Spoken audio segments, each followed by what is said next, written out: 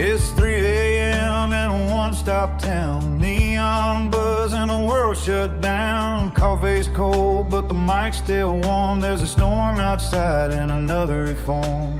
Headlights roll down Highway 8. Folks still talking about the state of the state. Bills go up, paychecks thin. Feels like a house always wins. But there's a voice on the air tonight, cutting through that pale moonlight. Mike in the night, on the AM line. Truth coming through like a county sign. You can run, you can hide, you can close your eyes, but you feel that moving deep inside. At 3 a.m. when the silence is broken, old guitar and the truth outspoken. No teleprompter, no token, just a man saying I have spoken.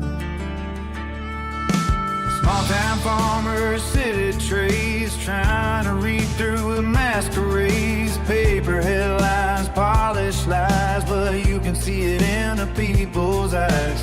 Granddad said, son, stand tall, don't let fear build your walls. Mama prayed by the kitchen light, said keep your heart strong through the fight.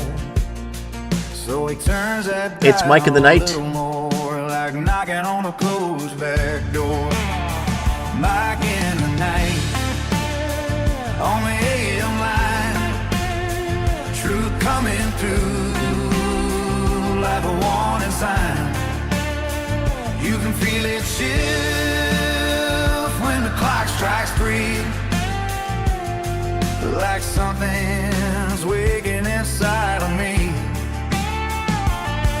At 3 a.m. when the static's spoken, old school fire that can't be broken. No script read, no words soft spoken, just a man saying I have spoken.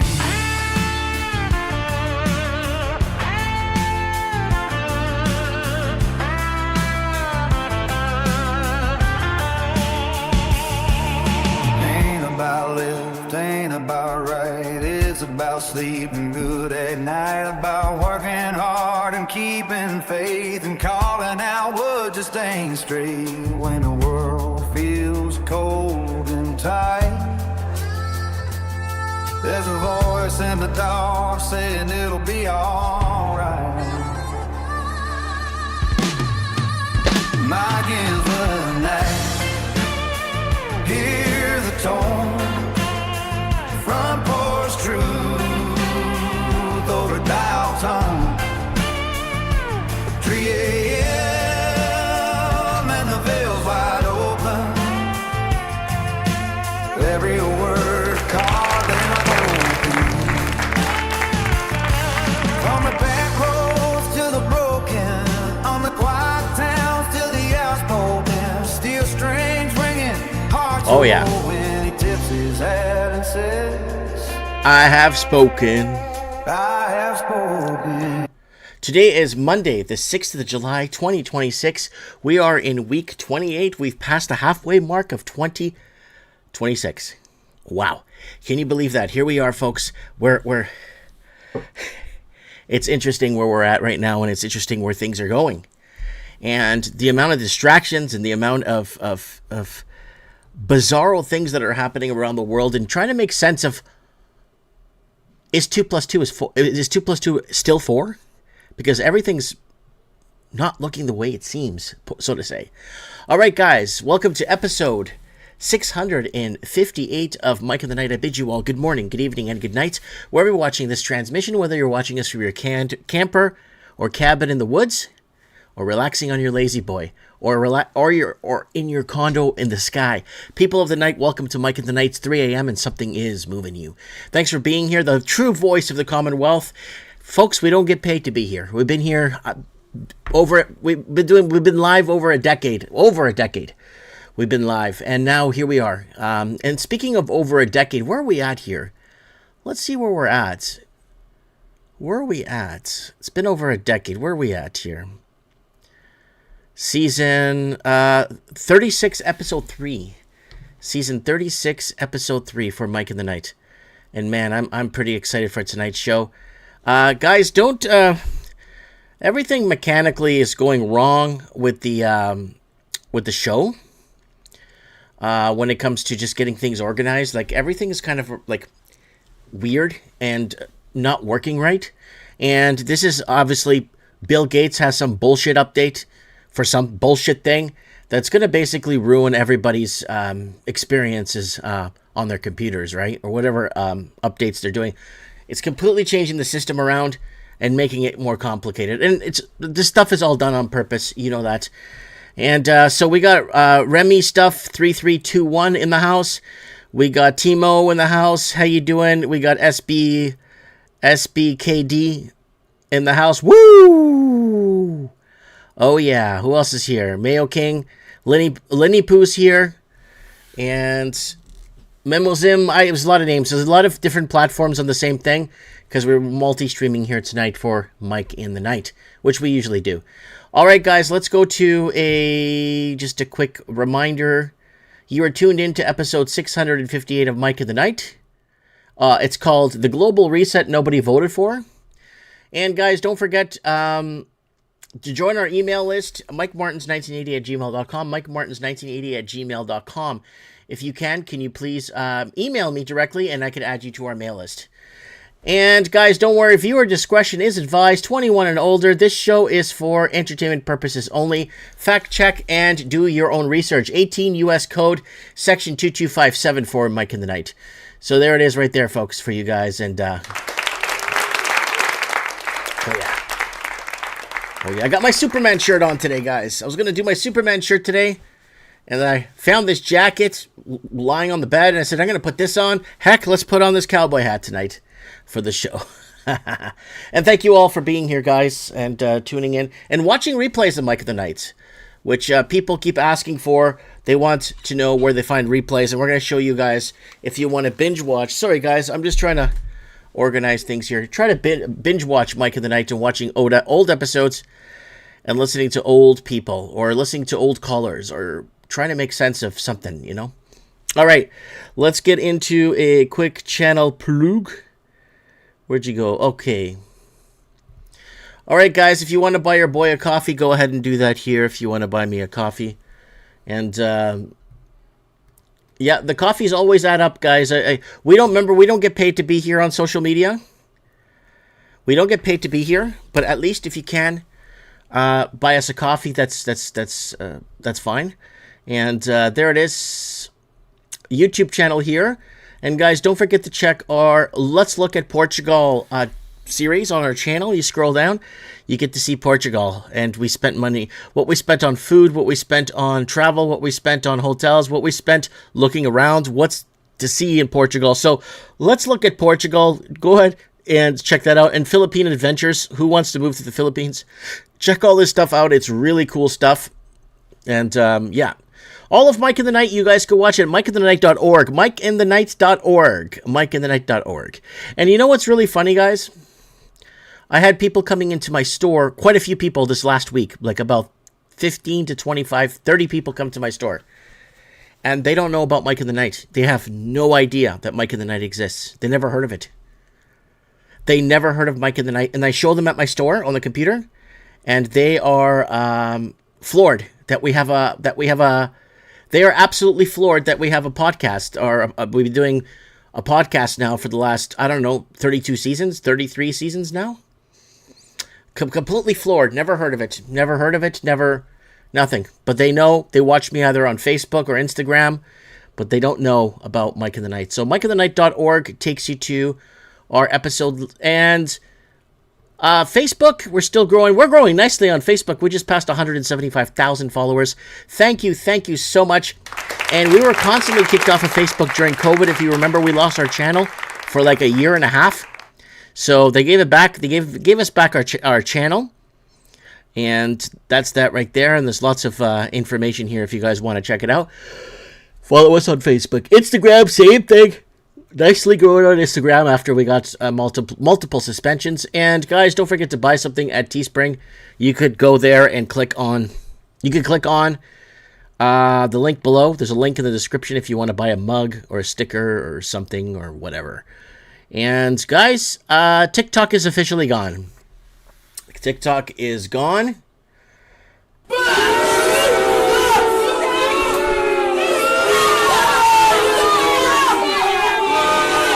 All right, that's enough.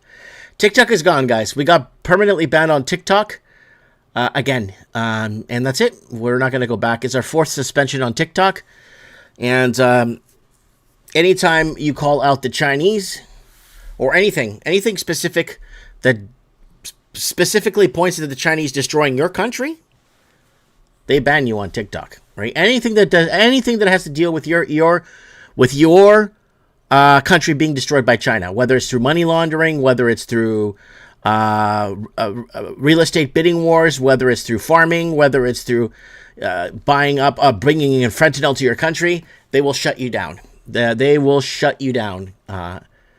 They will shut your ass down. All right. All right, we got somebody here. Oh, but we got my buddy Paul here from Merit. Thanks for being here. Good evening, Mike and gang. Thanks, Diablo, for being here. Oh, Dino Bravo, nice hat. Yes, thank you. This is a very nice hat. And I just found it on top of my dresser there, so I just I'm going to put this one on tonight. All right, let's rock and rollio here. You heard the UK censor YouTube. You heard the news. I have something on the UK. I don't know about them censoring YouTube. I think they're censoring something else that I know. And it doesn't matter. We're censored on YouTube anyway. I put up a video I could teach you guys how to cure cancer in 3 hours, and they'll take the video down and basically call it medical misinformation. Or the video will stay up, and then it gets 4 views in 10 years. 4 views. And then Joe fucking Rogan comes in, takes my video, says what I say, and then he's the fucking hero. That's just how social media is. It's the people that get paid control. They're allowed to say what they have to say. Do you see what I'm saying? They're allowed to talk. The people that get paid. Right? Control, that's right. That's right. Odinina Safaratu, CID, Controlled Information Distribution. We can't even get 100 views on a YouTube video that we put up. And have 100,000 plus followers. So, yeah, there's something going on, right? So, anyways. Okay. You're talking about all men. Yeah. All right. Let's get into some headlines now. Now, I'm kind of disappointed. I wanted to kick this one off real nice for you guys because there was a really good headline that I'm building off this story. The story's gone. They took it down. The article's taken down. They took it down 5 minutes before I kicked the show off. 10 minutes before the show kicked off, it's gone. The article was saying people were chanting FIFA is a mafia ahead of the U.S. match. So FIFA is a mafia. And the Americans are, I don't know, they're just pissed off on what's happening. But if you're an American and you want to get pissed off, go back and watch the 2006 World Cup where USA was playing Italy. If you want to see bullshit, go watch the Italy and USA match over again. Watch it again if you want to see bullshit. It was a complete flopping disaster. Rewatch it and see what I'm talking about. And I think Americans have every right to be pissed off at soccer, especially with what happened in 2006. All right, so let's go over here. So the article's taken down. Everyone was booing and chanting, FIFA is a mafia. The article's down. It doesn't even exist. I saw it here. I saw everybody. I saw the stadium. I saw everything, and it's gone. And I wanted to build off it, but that's okay. It's gone. And so FIFA corruption case, if you go back to 2015 FIFA corruption case, the United States federal prosecutors, the CIA raided FIFA offices, and they found all kinds of shit going back to 1930. I'm not the first World Cup, right to the second and third World Cup, all questionable World Cups, very questionable. And the FIFA files, 1966 World Cup, a lot of match fixing. Everything's all staged. Everything. You think they're going to let any team go in there and win, even if they're good for it? Are you out of your mind? It's completely one-sided reffing. The referee, the whistle, controls the game. It always will, right? So you go back here, and 1982, Totonero. It's a 1982 Italian soccer match scandal. In 1982, the scandal known as Totoreno was match fixing scandal in Italy. And who won the 82 World Cup? Italy. 2006, Calacoiopilo. 2006 Italian soccer match scandal was significant sports scandal that shook the Italian Football League. It involved match fixing and manipulation of referee assignments, leading to Juventus being stripped of their titles and relegated to Serie B. There was a lot that was going on, and a lot of it spilled into the World Cup and the 2006 World Cup. And who won the 2006 World Cup? Italy. Who won the 82 World Cup? Italy. And what's really bizarre is why in the 1930s, when Italy won 2 back-to-back World Cups, why did Mussolini demand a list of all the players on the teams, whatever they knew of? Why did he demand a list of the referees, linesmen, and who they were and where they lived and who their family was? Why did he demand that in the 1930s? That's really, really, really, really concerning that a leader of a country would demand who the referees, who the linesmen. I want to know who they are. I want to know who their families are. I want to know where they work. I want to know who these people are. Why would they demand that back in the 30s? That's really scary shit, right? You know what I'm saying? So let's keep going here. Now, all eyes on the refs for Belgium versus U.S. World Cup game after Balogun red card fiasco. So, oops, sorry, here it is, article scan. All eyes on the refs for Belgium versus U.S. World Cup game after Balogun red card fiasco. Now, do other teams get to get their red cards back too? Now, here's a little bit of a video how Spain cheated the 2010 World Cup. Now, this is an interesting one because, I mean, they really cheated this World Cup, and it's really sad how, you know, you can't take it back. You know. Spain team, what are they? Look at this. Look at the Spanish players in black there. Look at this. Absolute weird. Just look at this.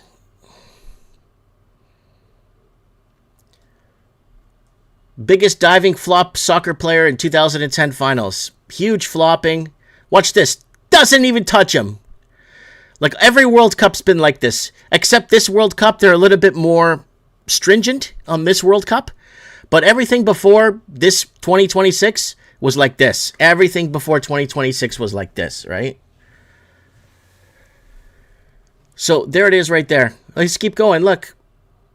Spain gets away with pure cheating. Ronaldo is always slated. And horrible refereeing helps Spain beat Portugal, says Maradona. Maradona says, Argentina coach says, does Portugal get that red card back? Do they get that red card? Portugal has got red cards like this for years and years of bullshit. Here it is here. Look at him. Boom! Trips over his own feet. What a loser. What a pussy. What a pussy. Look at that. So, offside. Spain beat Portugal on an offside goal. Yeah, 100%, guys. Soccer is the most mafia-rigged bullshit that ever happened. And FIFA is sinking, and it knows it. And FIFA is sinking, and our prediction that we told you, what did we tell you guys? We said, FIFA, mafia organization, will crumble. And individual teams and countries are just going to join its own new World Cup. It's going to join its own new soccer, Because FIFA doesn't own the stadiums. FIFA doesn't own anything. You have to pay FIFA for your memberships and for your country to be in the world, to be registered with FIFA. You got to pay them. Right? So here's the deal. FIFA will crumble and there'll be a new World Soccer Organization that's gonna come up. I promise you guys, you're gonna see it. It's gonna happen, and I swear to you, it will happen in the next 5 to 10 years. You'll see a new soccer organization. Someone in the comments says, "Hope you got something better tonight." Fuck FIFA. No. I just wanted to throw that in there. I just wanted to put that in there. I just wanted you guys to know what is going on with this, because it's been happening for years. And it's never the best team that wins. It's always the team that FIFA wants to win, because they're inside betting on all this shit, right? So, all right, let's keep going, guys. Okay, this is an important one. This is a very important piece I want to put here, especially if you're living in Canada, because they're finding ways to tax us to death through price of oil. And here it is, price of oil, crude oil. It's going back to its original January low. It's going to go back. It's on its way back down. And from its high of 112.23 back in April of 2026. Now, why am I making this video? Why am I talking about this? Because the same thing is happening that happened before. This is our video. This is our video from 10 years ago. The price of oil dropped, but food prices go up. They can't hide the inflation anymore. Foodflation hikes. So oil prices are going down, but food costs rises. So we were covering this already years ago. 10 years ago, we made this video telling you guys the same thing that's happening 10 years later. The price of oil goes up, food goes up, the transportation, they tell you, transportation goes up. They tell you the price of production goes up. They tell you, because of oil. But you know what? It's not. Because there's the price of oil there. Oil's going back down. It's already down $20, $30 a barrel from its height. And it's the same thing that happened to us. And look, 2015 throwback. If oil was cheap, why did food prices keep rising? Again, Mike Martin's January 2015. Here I am, back in 2015, walking with my son and asking a simple question. Why was food still getting more expensive even while oil prices were dropping? There it is right there, folks. This has happened to us before. This has happened to us before in Canada. They're going to find ways to tax us even harder. It's taxation till death here in Canada. Taxation till death do us part. Right? And they're always going to find ways. And I still remember when we made the video, when people were celebrating, we got rid of the carbon tax, we're winning. And I'm like, shut your mouth, you're winning. You shut your mouth. You're not winning nothing. They're just going to rename a new tax or rename something or make a reason to raise the price of oil and gas purposefully, especially gas prices, so they could tax you to death at the pump. And here we are now paying almost $2 a liter. All right, here we go. So, Canadian real estate. Canadian real estate correction is now the largest in history. So people borrowed more than they needed or took more than they needed. And Canadian real estate prices made the sharpest climb in history. Bank for International Settlement says data shows the following with the sharpest drop. There's the elephant trunk we've been talking to you guys about for the last 10 years. There's your elephant there. There's the trunk. It's going to go down into the water. And Canadian home prices now in the largest correction on record. So they need to go back. We need to go back to 2014 prices from when the last I checked. So we need to go back to about right here. That's where we need to go back to, 2014 prices. Unless they lower taxes by 50%. If they lower taxes by 50%, then we could go back to probably 2020. But right now, we need to go back to 2014. That's where housing needs to go back to. Housing is too overpriced. It's just too overpriced, and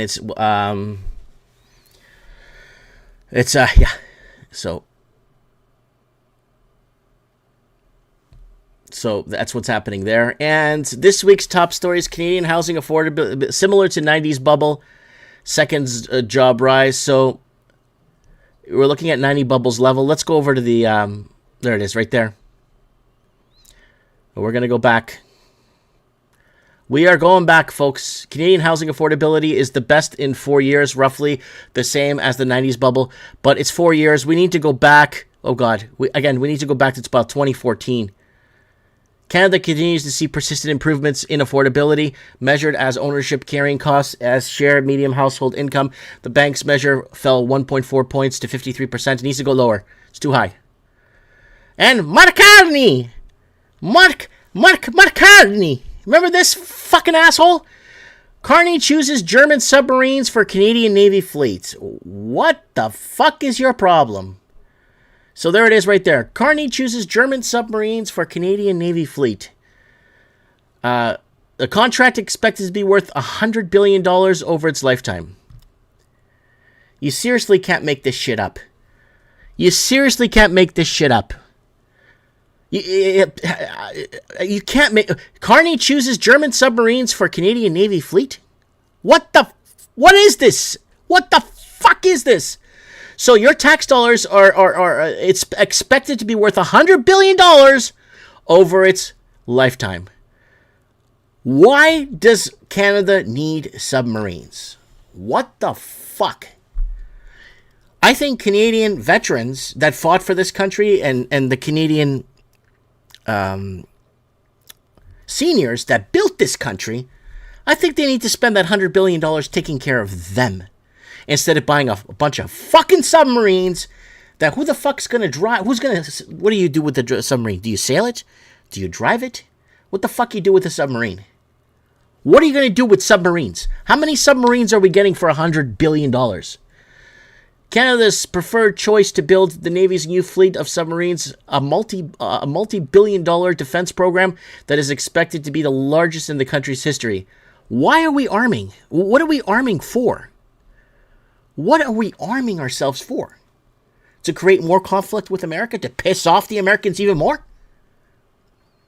We let in all the Chinese money laundering. Now, watch when the Americans start looking into the farmland that China controls in Canada. Watch. It's going to come. I've been talking about this for 2 years now. Watch when the farmland gets allocated. Watch when America finds out how much farmland, especially farmland that borders the U.S. border, that the Chinese own. The Chinese own Canada. Why the fuck are we buying $100 billion of fucking submarines to bankrupt the country? It makes absolutely no fucking sense at all. And that's why I'm getting upset here tonight. Carney said the federal government will now enter into negotiations. He's going to enter into these bullshit negotiations where Canadians will not be able to uphold and have to default on purposefully so he could bankrupt this fucking country. And the government campaigned on a promise that would fix Canada's chronic defense. Who are we defending against? America? America has a constitution to protect its own people. Canada's got fuck all. Canada's got sweet fuck all. America has a constitution to protect its people. You could buy a house for 80 grand in America. Lots of houses. We showed you guys. Lots of houses. You could live a decent life in America. So I don't know what this fucking shit is. It's spending $100 billion of your tax dollars on this bullshit. And you can't make this shit up. Who are we defending? What are we defending against? Portugal? Who's east of us? The Azores? What, U.S. of the South? What the fuck do you think you're going to do with submarines against America? $100 billion? Fix the... Take care of your veterans. Take care of the people that built this country. Take care of the seniors. Stop offering them fucking aid. This is a fucking pathetic loser joke. That's what the fuck this is.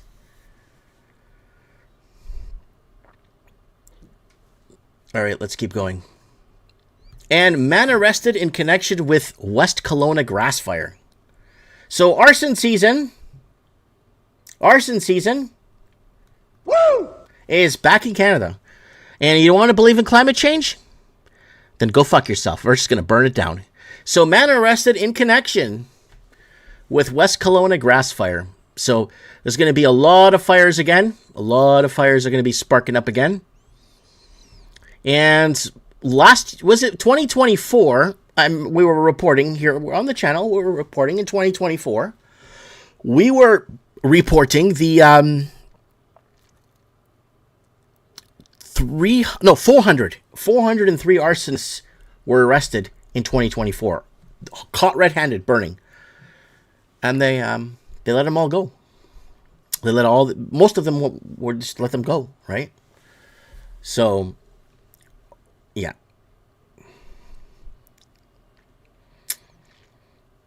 Tig Nim is saying something. His wife did say they're gonna make Canada poor. Where are they gonna put a submarine in their damn bathtub? What the fuck? Yeah. Where are they gonna port it? What the fuck? Are they fucking stupid, man? All wars are bankers' wars. Is a prison planet. Yeah, paid fire starters. Great pay. Remy stuff is saying $100 billion. Fuck off. Yeah, that's right. Woo! Oh yeah, you're tuning in. It's a hot one tonight here on Mike of the Night.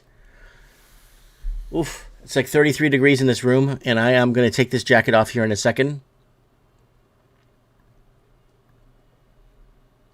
I'm going to take this... Guys, give me a sec here. Let me just take this jacket off here, because I'm just pouring out sweat. You're tuned into episode... What is this? 658 of Mike of the Night. Give me 1 second, folks.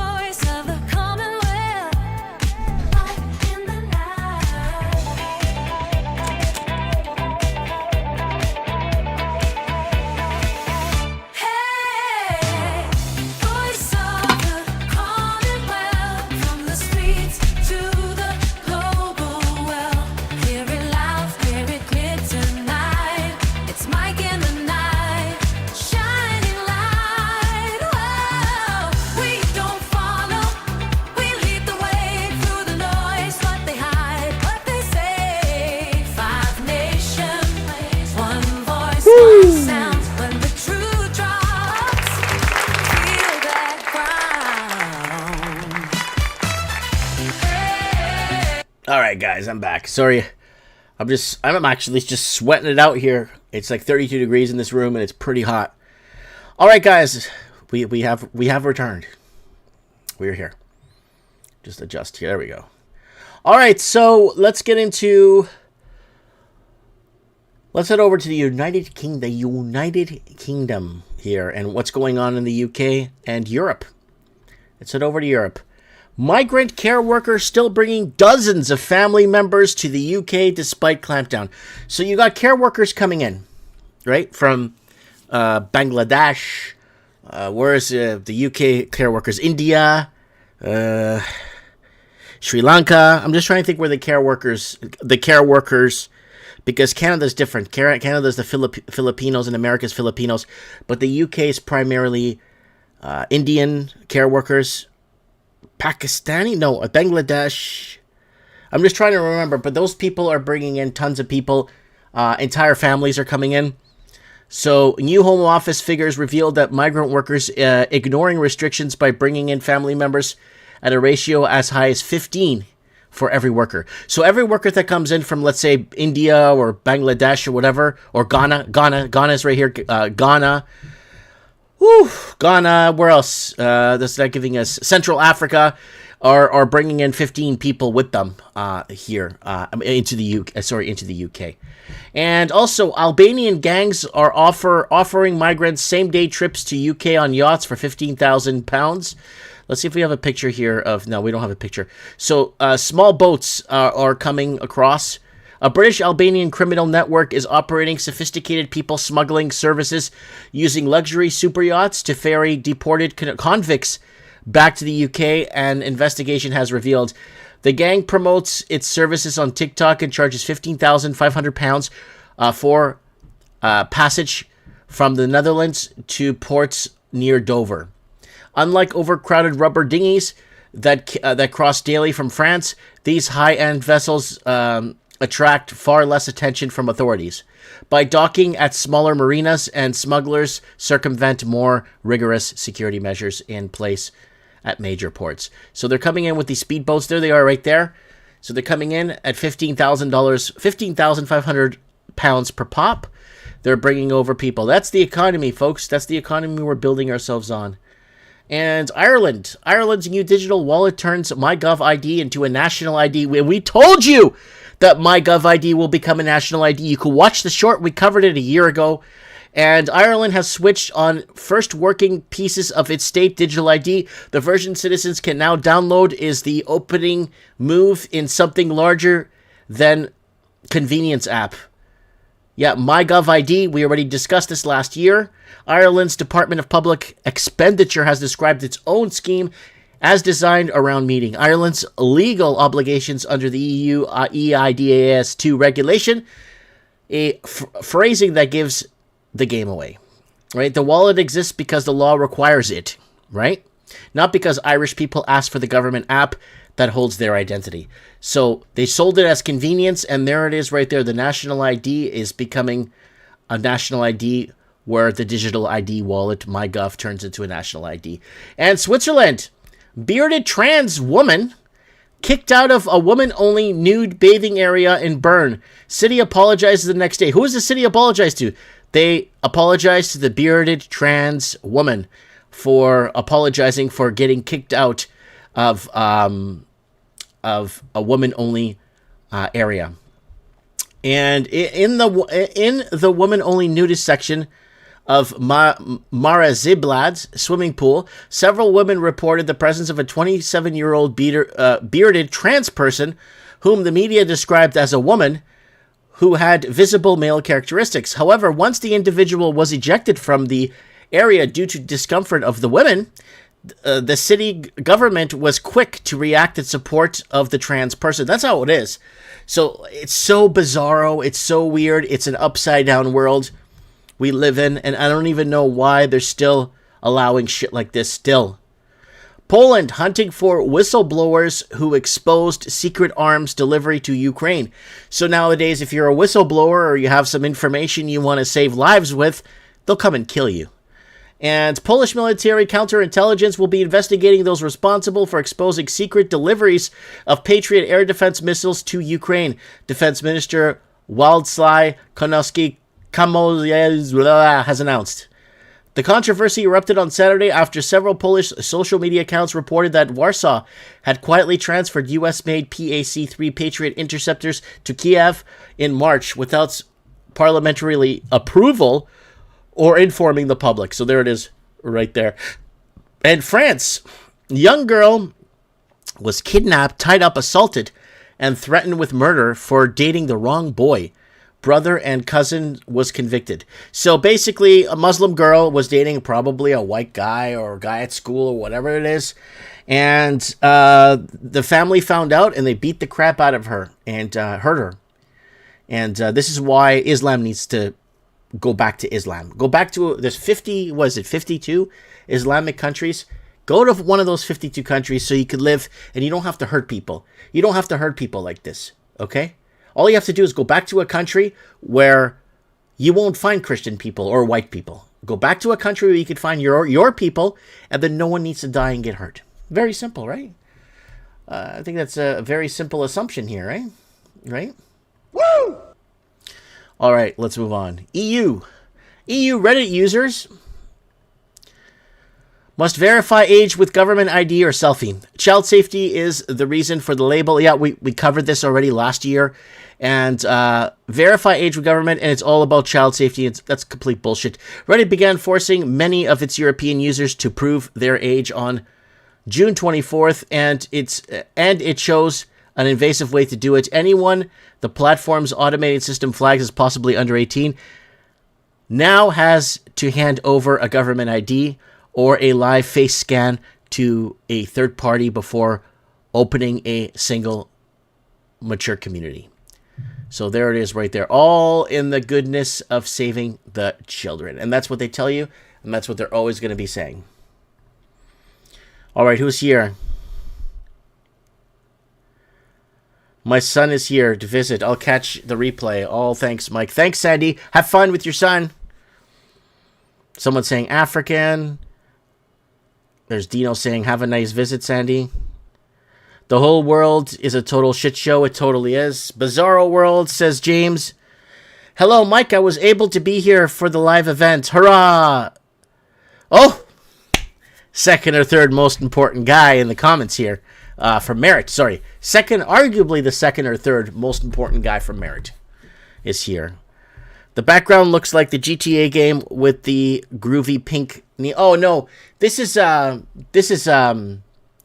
little depiction of mine of Deco Drive, Ocean Drive in Miami, in South Miami Beach, in South Beach, Miami Beach.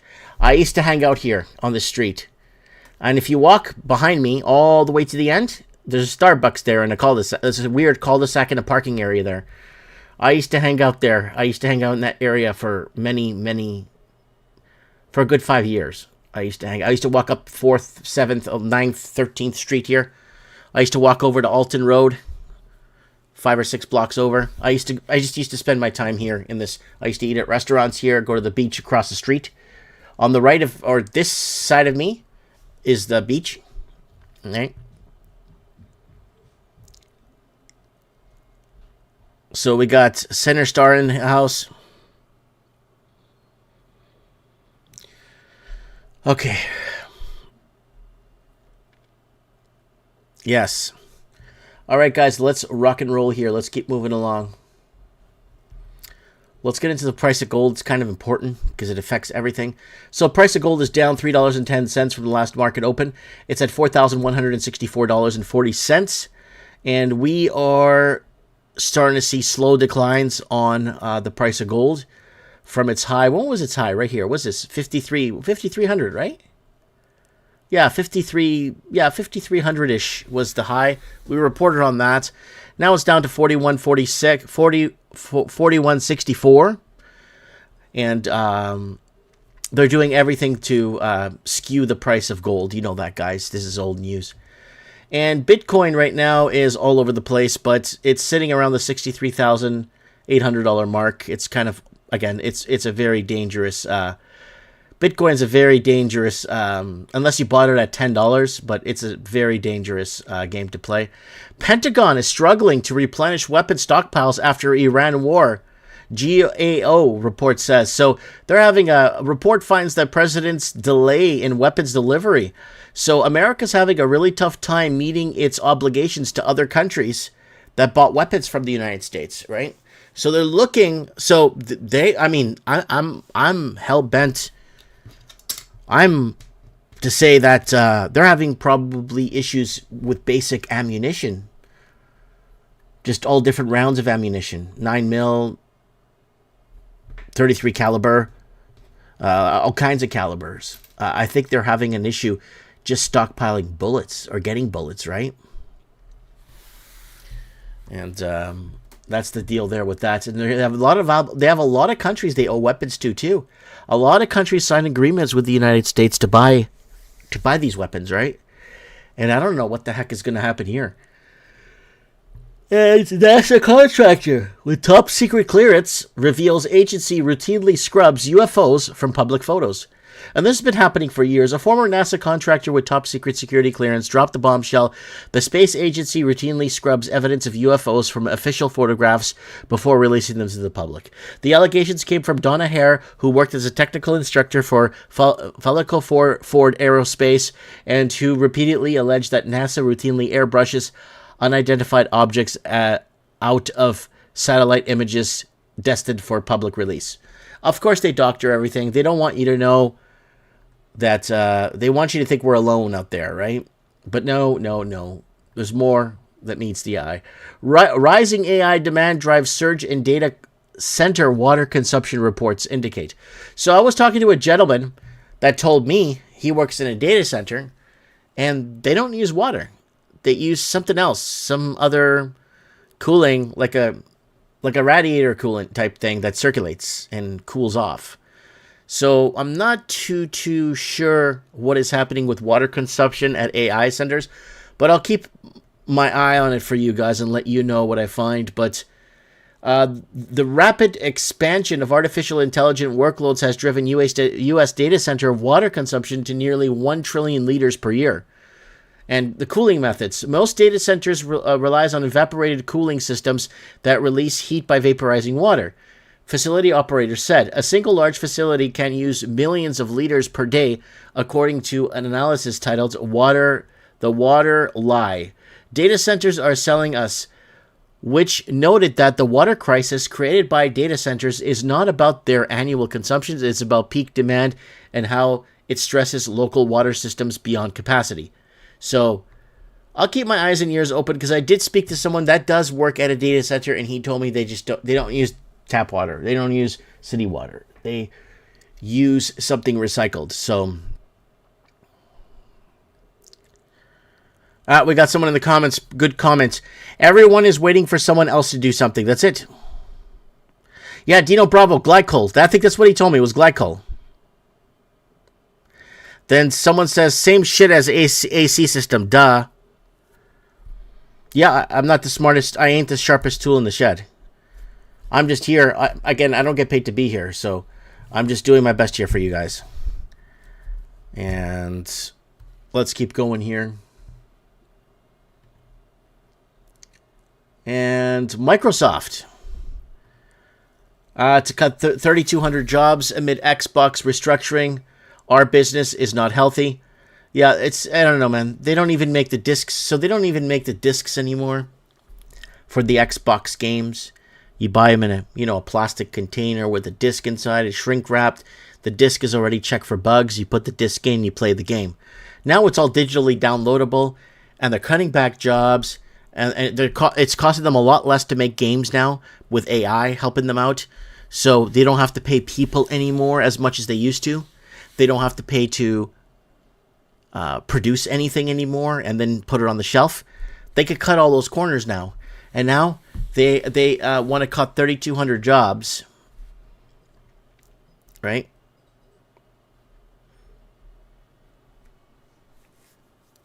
Want to cut 3,200 jobs. And China missile test. This is a nuclear-capable missile fired by China landed in the sea near Tuvalu. So a nuclear-capable missile that China... Let me open this up so you guys can see the map better. There it is right there. There's Guam. Micronesia. Right there. Wow. So from here... They launched it from right here. You guys can see where my mouse is. They launched it from right here. And I guess it made it to this area here. Wow. That's crazy. The Secretary General of Taiwan's National Security Council, Joseph Wu, overnight posted an image on social media showing the flight path of the missiles. The missile, as it arched over the South Pacific and launch point in waters off of China's southern coast. Wu described the launch as provocation by Beijing. China just proved again to be a bully on the block, he wrote in the X post. The acting Prime Minister and Defense Minister Richard Marles says that the test launch was a blunt attempt to undermine the regional stability. And the Chinese submarine on Monday fired a test missile with a dummy warhead in the South Pacific just hours after Australia signed a major defense deal with Fiji. So everyone's going to gang up on China because everybody hates China. All these countries around, except North Korea. North Korea loves China because North Korea's lifeline is China. But every other country around China just doesn't like China. They don't want to deal with China. They're crooked rip-offs, criminals, and they are the bully on the block. Australia's fed up with China. New Zealand is fed up with China. Everyone's fed up with China. And Australia tried to push back on China. China pushed harder. This is talking about when Australia got sanctioned by China, if you guys remember that.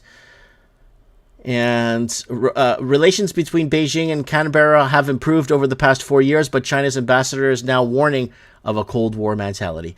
So China is, again, going to push back against Australia. But, I mean, Australia has the entire Commonwealth behind it, right? And what else was here? Nothing.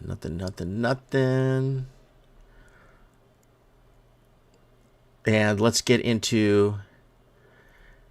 Yeah, let's get into our segment here.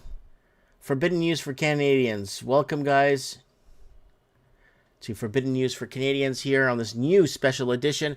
And here it is, people celebrating the exit of Portugal and Cabo Verde. And people were telling me that they don't speak Portuguese in Cabo Verde, Mike, and I spoke, yeah, never mind. I'm not going to argue with people. People that are not from Cabo Verde are telling me that they don't speak Portuguese there, which they do. I don't know. So anyways, there it is right there, celebrating the exit of Portugal and Cabo Verde there. It's okay.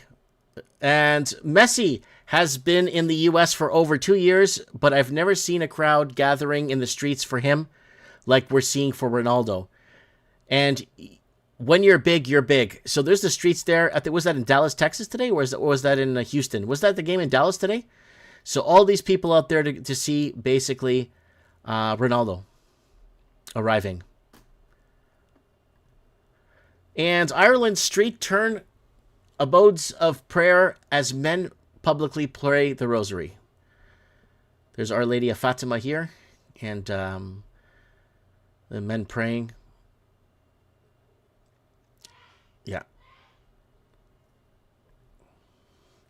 And again, another 4th of July. Nothing like watching a fire break out next to the Bordeaux Cathedral. But there it is. Wonder who's starting these fires, eh? And just like that, the World Cup decorations are gone. The World Cup is gone. It's finished. It's game over. I don't know who's going to be tuning in still, but yeah, it's done. And Hungarian citizens continue to remove pride flags installed on Iris Bent Bridge. And Unitree humanoid robots malfunction turns into an unexpected kung fu style demonstration. Everybody was kung fu fighting. It looks like a little Chinaman. Look. Woo! Ah!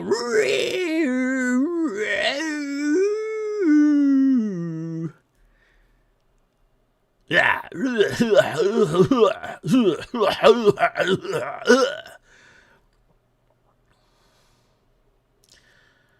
And what is this?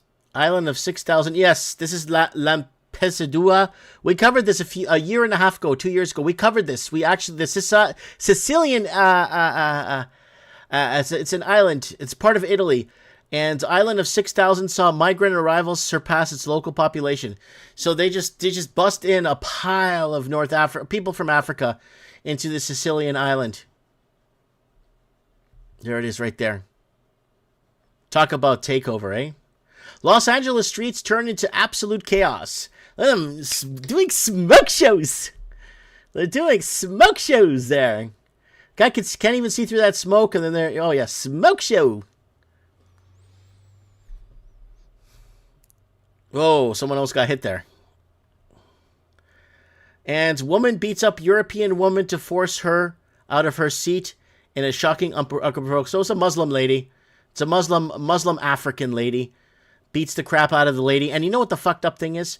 This lady's husband, this lady, the white lady here, sitting down. It's really sad that maybe her husband built this shelter to sit down. Maybe her son works for the construction company for the city that built these structures for the city. And now this black Muslim lady decides that it's her place to sit. It's really sad. Thousands flood Narbonne Street demanding justice for murdered teen. That's over in France. More and more people are falling at the hands of migrants all over the world. And British police want to arrest Christian preacher because his prayers have caused anxiety and distress to Muslim. Go to a Muslim fucking country. There's 50 countries. Go to a fucking Muslim country. What the fuck are you doing in a Christian country if you don't like the fucking Bible and you don't like praying and you don't like Jesus? If you don't like that stuff, that's what built these countries, was Christian principles. Get the fuck out of here, man. Go the fuck where you have to go so you don't have to fucking feel anxiety and distress. What a bunch of fucking losers, man. Get the fuck, man the fuck up, man. Man the fuck up. And man walking home at night in Victoria attacked from behind, kicked unconscious and robbed. And it's kicked unconscious and it was robbed. But I don't know if this is Victoria, Australia, or Victoria, Canada, or Victoria. I don't know where this is and which Victoria this is, but there it is right there. And London after Pride streets left in ruins. So the big Pride parade, right, to furtherly divide the people. And look at this shit. Look at this fucking shit all over the streets. Look at these fuckers. What the fuck are you doing? Holy shit.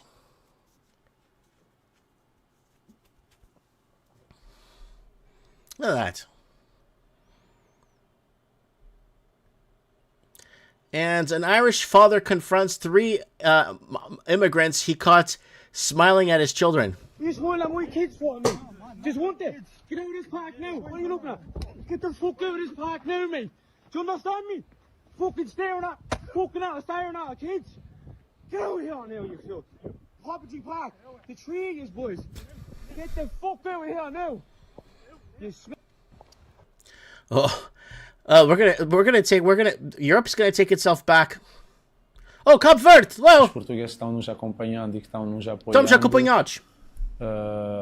Portugal é um país Portugal is a country.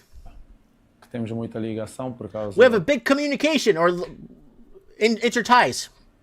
Da língua e de muitas coisas. And our language. Ooh, somebody was threatening me in an email saying they don't speak Portuguese in Cabo Verde. Well, here's the goalie from Cabo Verde. What the fuck's he talking? Obrigado a todos do fundo do coração e que continue. Into our hearts, a good unification that's in our hearts. Why are former Portuguese colonies loving Portugal? Why? Because we weren't like the Spanish, we weren't like the English, we weren't like the Dutch, Portuguese were different. And that's what I keep telling you guys. Continuam torcendo e apoiando Cabo Verde. Em segundo plano eu sei porque... There you go. Oops, let me turn off the music here. And Chinese agents in Bangladesh, filming slums and dirty places they might use as to spread propaganda against Indians. So, this happens in Canada. I go places. I go to a Walmart. I go to a parking lot. I kind of creep into the parking lot, shut off my car. I see a Chinaman pull out his phone, photograph the entire parking lot, photograph all the signs, and then puts his phone away, like quietly. I've seen a lot of Chinese people, and they're not tourists. They're photographing all these areas for some reason, and they're filming areas for some reason. And you know what I found out too? You know those dash cams? They're setting it up through their Wi-Fi, right? They're getting Wi-Fi, and they're sending their dash cam signal to China, showing where they're driving and where they're going, so the Chinese intelligence can see all the streets and see everything. I'm not making this shit up. So there it is, the Chinaman. And these lights, this was reported on multiple news agencies in Poland.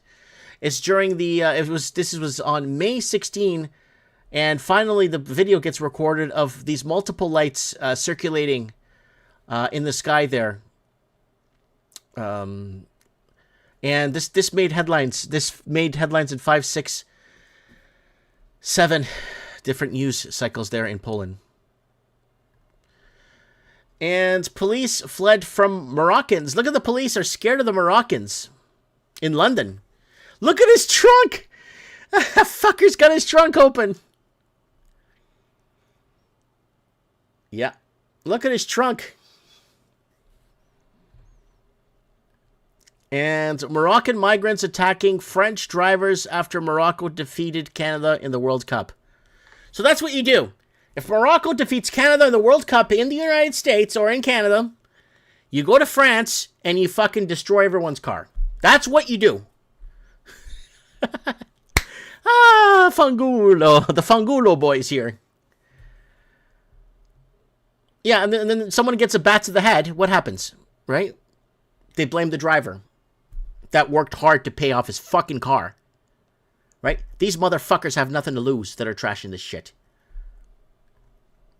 And England booked 15 different hotels. Mexico fans still found out where they were staying at and blasted noise all night long. And around 20,000 people gathered in Erfurt. Over 200 buses were brought protesters in who tried to block AFD members from the event. So they're busing in protesters, which falls on the 100th anniversary of the Nazi Party meeting. And protesters argued that the timing is symbolic, which the AFD denies. So, yep. So busing in protesters to go against the conventions. This is a convention, right? And in Great Britain, an immigrant kicked a passing man off his bicycle in front of the police. Look at that. What if that was your father riding his bike? And some fucking piece of shit kicks him off his bike. A piece of shit that hasn't done fuck all for that fucking country. Hasn't fixed a fucking thing. Hasn't done fuck all. Look at that. Imagine that's your father on his bike. He's driving his bike. He's coming.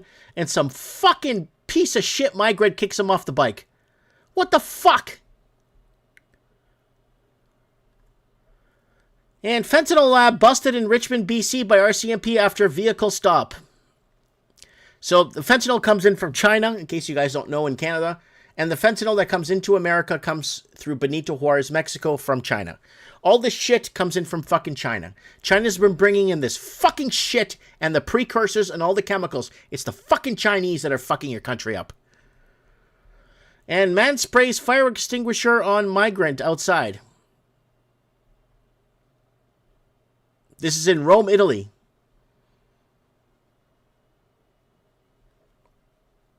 That's a good way to exterminate the bed bugs, you know? That's how you get rid of some of them bed bugs on that bed there. You spray it with some of that, the bugs die. And Templar. The Templar and Tomar guys, so you know, since founded in the year 1160, it's the Festa Templaria in Portugal. I really wish I could go, but it's mid-July. If you guys want to go check it out, if you're in Portugal, there's the Templar grounds. There's going to be a lot of festivals for the Templars and organizing Templar events here in Portugal. So if you guys want to check out the Templar events, you're more than welcome to. And New York City vehicle vandalism. A woman scratches vehicle with a knife and punctures tires in New York City. Why? I don't understand. Like, what fucking stupid people. And this is the famous beach in West Mumbai in India here.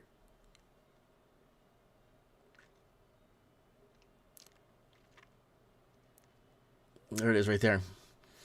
Parish. Oh, someone's jogging. There's jogging there. Look at that wasteland. Holy shit. And Canada's turning into a dump too because of this. Most professional police work in the UK. It's a joke. And the good old Messi. The FIFA boy. Hard at work.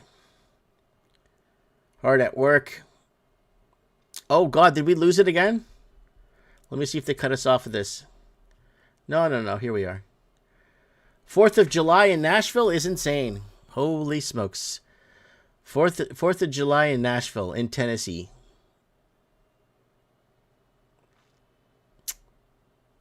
Yes. And FIFA. Presidents publicly celebrate Argentina's victory. And Cape Verde should have got a penalty in that game, which they weren't given. And very questionable reffing. Again, one-sided reffing, right? To help the team win. And everyone's celebrating Argentina! They can barely beat Cape Verde. Fucking losers. You fucking losers. And Bramley City Centre in Brampton, Ontario. Yeah. Woman confronts organizers at Sikh Festival in Calgary over garbage management. But the event is not done yet. It should not look like this when the event is going. Yeah, so you can talk with management. This is not how we treat Canada. You can. I ask everybody Canada. to bend over and pick up some garbage and put it in a garbage bag, because if you respect this land, you won't leave trash laying around like this. This is not how we treat our mother, our earth. Yeah, after event you can see here, and if anything will be there, we are responsible. I don't know why you're not picking it up. So, yeah, that's the question I keep.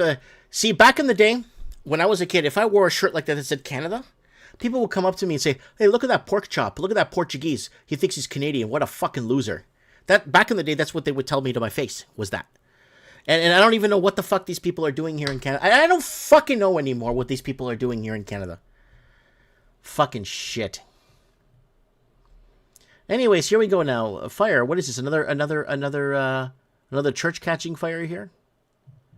Una explosión de pipa de gas registrado en una mañana de jueves en San Juan Negrete, en municipality de Puebla. That's in Mexico. That's in Puebla, Mexico. Sorry, I had to read the description here.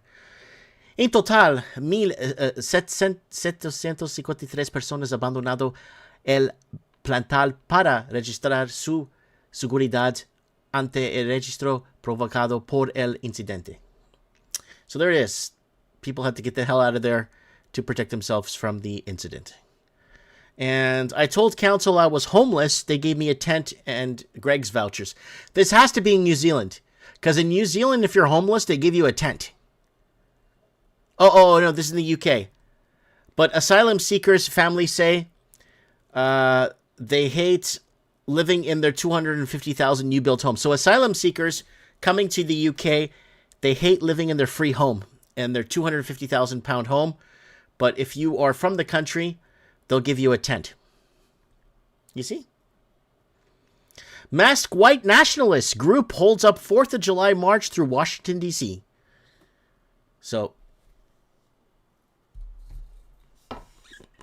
they're going to take their country back.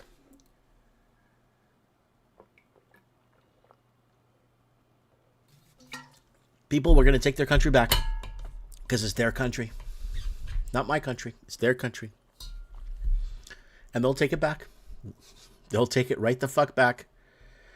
Here's where here's where to fuck all white girls, grooming gang rapists, quoted in the UK Parliament. By her rapist, I quote, "We're here to fuck all the white girls and fuck the government."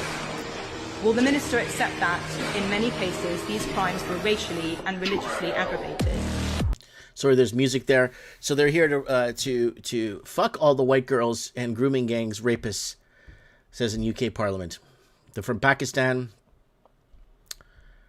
Majurazurbi, I can't even read that.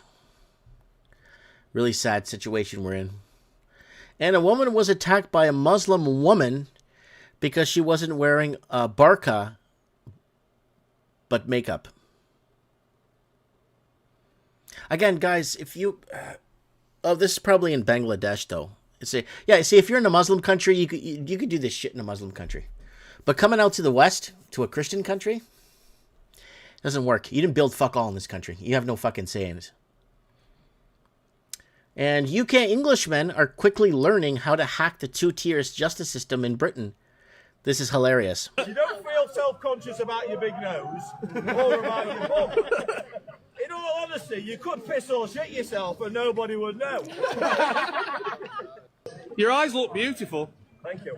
Yeah, I'll tell you what, actually these outfits are surprisingly more comfortable than what you'd expect. You don't feel self-conscious about your big nose or about your bum. In all honesty, you could piss or shit yourself and nobody would know. Yep. And French patriots march with red flares, Islam out of Europe, as anger boils over. These are French patriots took to the streets. And another piece of Japan's history is under attack. The migrants in Japan are burning heritage, historical structures. And because they're being deported and kicked out. And in Cape Verde, a grand tribute paid to Vozinha. There he is right there, the goaltender. Cape Verde should have beat Argentina easily. But the one-sided reffing helped Argentina. Historic temple hall in Japan that housed a scarce authorities received reports of a fire on the temple at 8:30 in the morning. And that temple's been there for I don't know how many hundreds and hundreds of years. It's been sitting there. And then all of a sudden it goes up in flames. Yeah. And mass group marches towards U.S. Capitol, sparking debate. Yeah. America's going to take itself back. There's no question about it. Oh! Temporary foreign workers celebrate grand opening of a new Walmart in Brampton.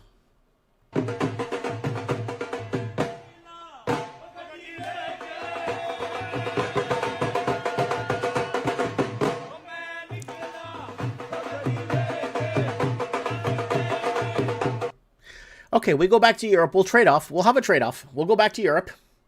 But we go back to Europe and we kick the fuck everyone out there that's not European. How about that? You could take Canada. Take it. We're losing it anyway. And scammer scammed in Barcelona with bodyguards in Spain.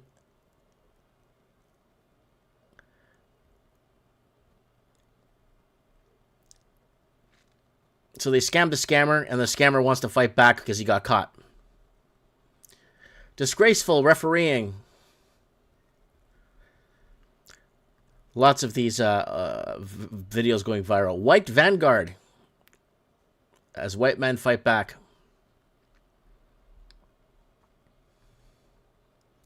Great migrant of Great Britain. What's he doing? London shop owners and residents fed up as migrants caught vandalizing and stealing from local stores. What the fuck is he doing? He's pouring milk on himself. I don't even know anymore.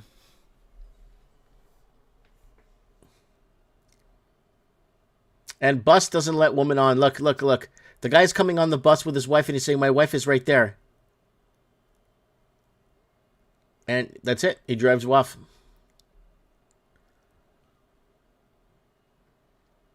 And leaves his wife out in the street.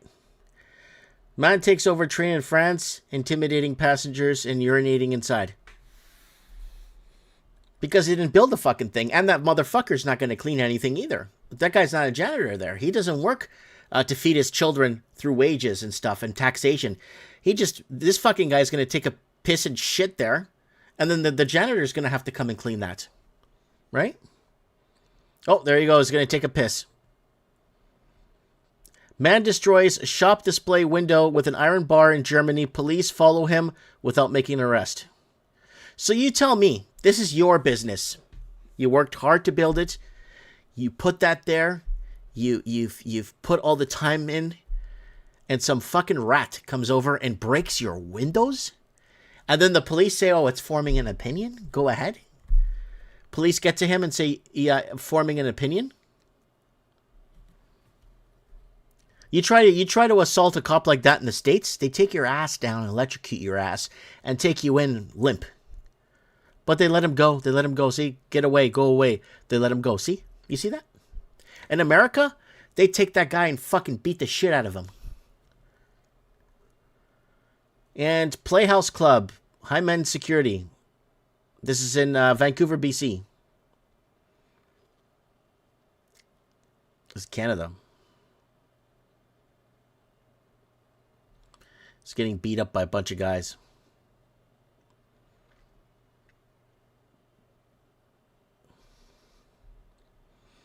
Yeah, Canadians will take their country back. Iranians are sick of Islamism. More than 25 mosques have been set on fire, with many more destroyed. See, this is forbidden news in Canada. You won't see this fucking shit in Canada, eh?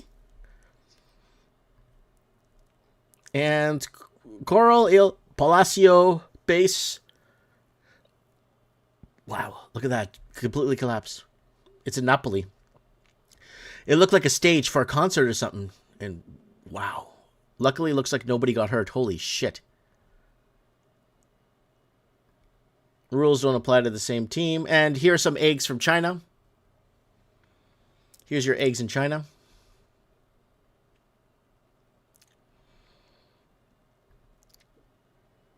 And in Portugal.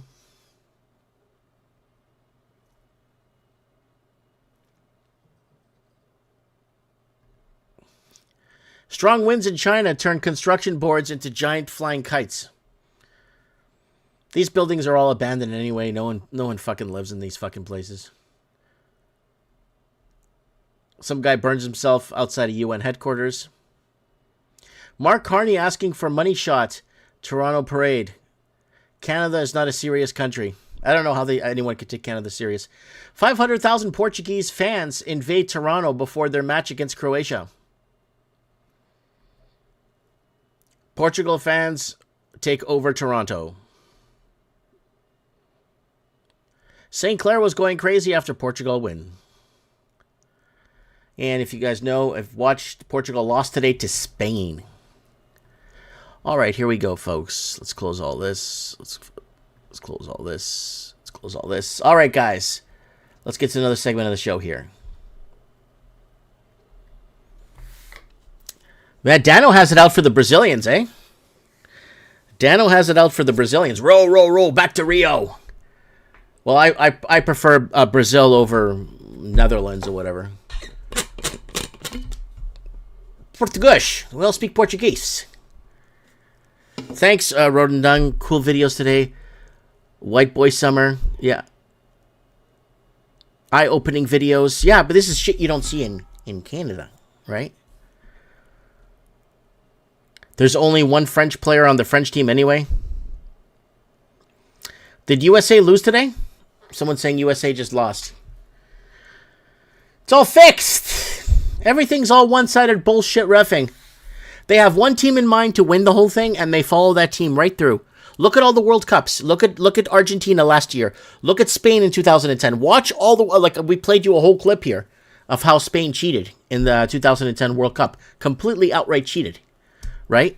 But it's all bullshit. All right, I'm done with that. Let's get some callers in here tonight on Mike of the Night. Who wants to come on Mike of the Night tonight? Who wants to call in? I'll give you guys my Instagram. Tio, thank you for the coffee. Thank you, thank you, thank you. And I think that's Tig Nim. Tig, is that you? Thanks for the coffee. Thanks for the world is burning report. That's what we called it, that as the world burns report, right? So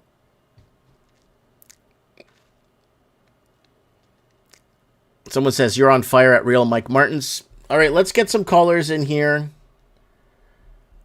if we can.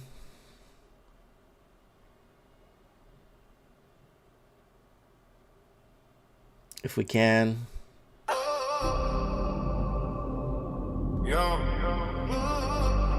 People of the night. It's Mike of the Night. Turn it up. Turn it up. 3 in the morning is something that's moving you. Check today. It's time for Mike in the night. Hands up. Oh yeah. City lights burning bright. It's time for Mike in the night. Wake up now. Thank you for the coffee, Tig. It's time for Mike in the night. Radio glow in the streets outside. It's time for Mike in the night. People of the light, let's ride. Roll through the city and the skyline shakes. Coffee on the desk while the whole world wakes. Strings all blowing, headlines flying. Everybody asking Mike who's lying. Phones keep ringing, people tuned in. Dots get connected, now the show begins. 3 a.m. no sleep tonight. Got the whole world watching under Leon light. Laven likes to listen to Mike in the night. Lenny Poole likes to listen to Mike in the night. Edward O likes to listen to Mike in the night. Kevin J. Johnston likes to listen to Mike in the night. New York, Bel Air, Miami, Alabama, Tennessee, New Jersey, Tampa, Boston, Augusta, Canada. Likes to listen to Mike in the night. All of America likes listening to Mike in the night. Australia likes to listen to Mike in the night. From Vancouver Lakes to the ocean shore, people tuned in, want more and more. No sides taken, just open eyes. Look at the pattern beneath the skies. Big bass, you know when the speakers pound. People of the night from town to town. Raise them up if you're feeling alright. Yeah, it's time for Mike in the night.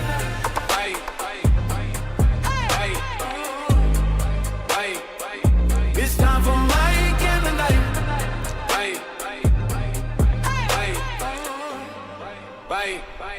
It's time for Mike in the night.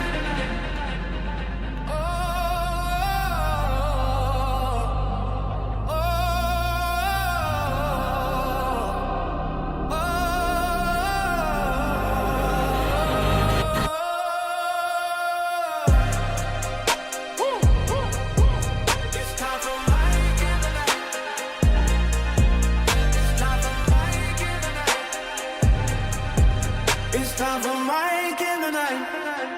It's time for Mike in the night.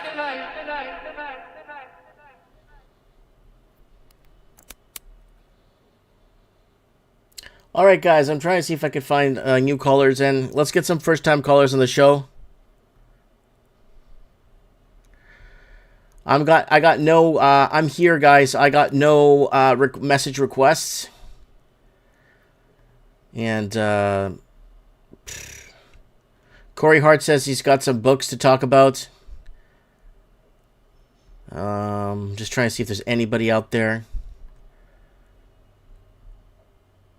All right, I'm gonna give you guys my Instagram again if you guys wanna come on and actually.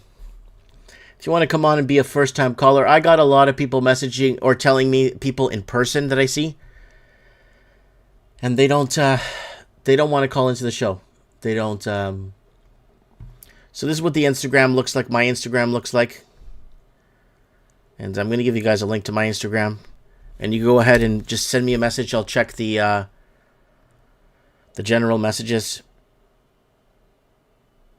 and if you want to come on, just let me know.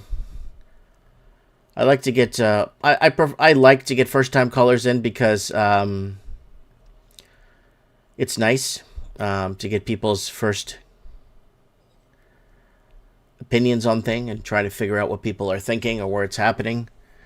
And unfortunately, our caller or call-ins has pretty much died. It's been very hard to find people to call in anymore because of where we're at, and a lot of people maybe a quieter. Someone's saying they're gonna go to a quiet location. So we got Glenn, Canada's famous homeless man. I have to get it into U.S. at a quieter place. So there's Glenn. We could get in Canada's famous homeless man. He was on 2 weeks ago. He was reporting FIFA. He was down on the streets in Vancouver talking about the prostitution, imported women that came in to sell themselves to, I guess, FIFA soccer enthusiasts. But who else? I'm just trying to think who else. So there's nothing else. Let me check here. Hidden requests, nothing. Okay.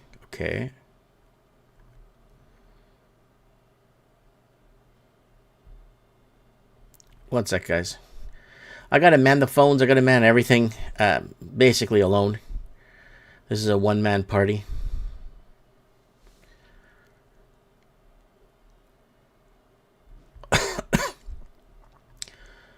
Who else is here? Nobody. Yeah, so we've been noticing a huge downturn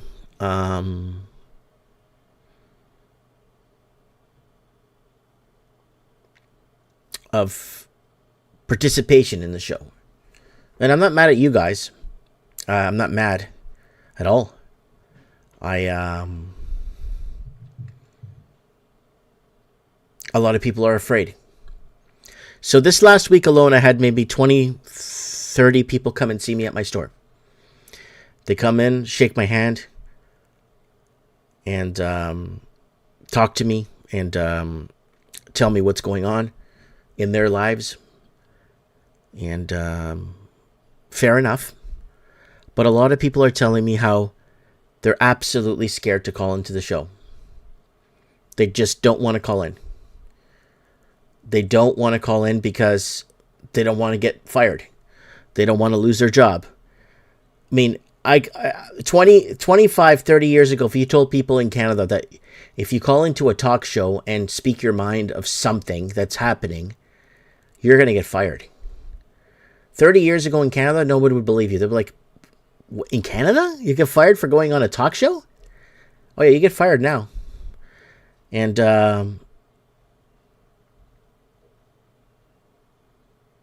so someone's saying, Mike, it's honestly your fault. Not everyone wants to sit on Instagram. No, you don't have to watch us on Instagram. You just have your Instagram, because most people already have Facebook. And Instagram has like, I think 1.2 billion or 1.4 billion users. So there's already 1.4 billion people on Instagram, right? For me to start some new shit and get 2-3 people on there and then having to fight the people to get an app and get something else and get something else. and it ends up spying on their phones. And Instagram is already spying on you. Everything's spying on you already, right? But there's already 1 billion people on Instagram, right? So I don't think me being on Instagram is I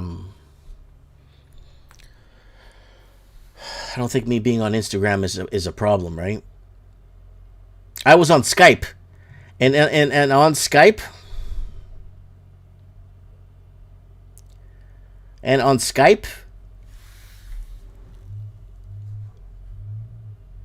there's 1 billion people, and you know, eventually the black van will come for us at 4 a.m.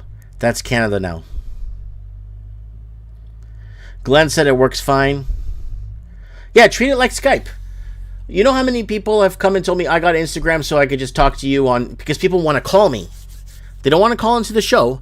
They want to call me. And we talk. And I'm like, yeah, why don't you come on the show and tell us this? I can't. I'll lose my job. But this is not even related to your job, what you're telling me. I'll still lose my job. So...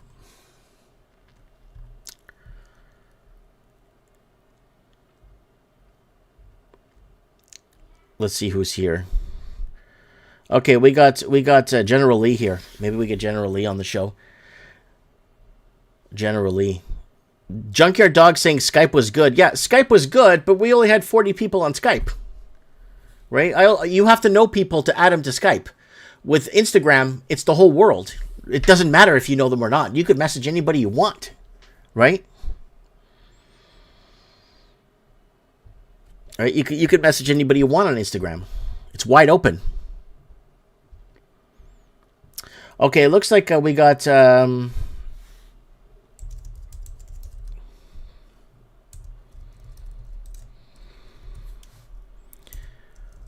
don't want to get no one in trouble either.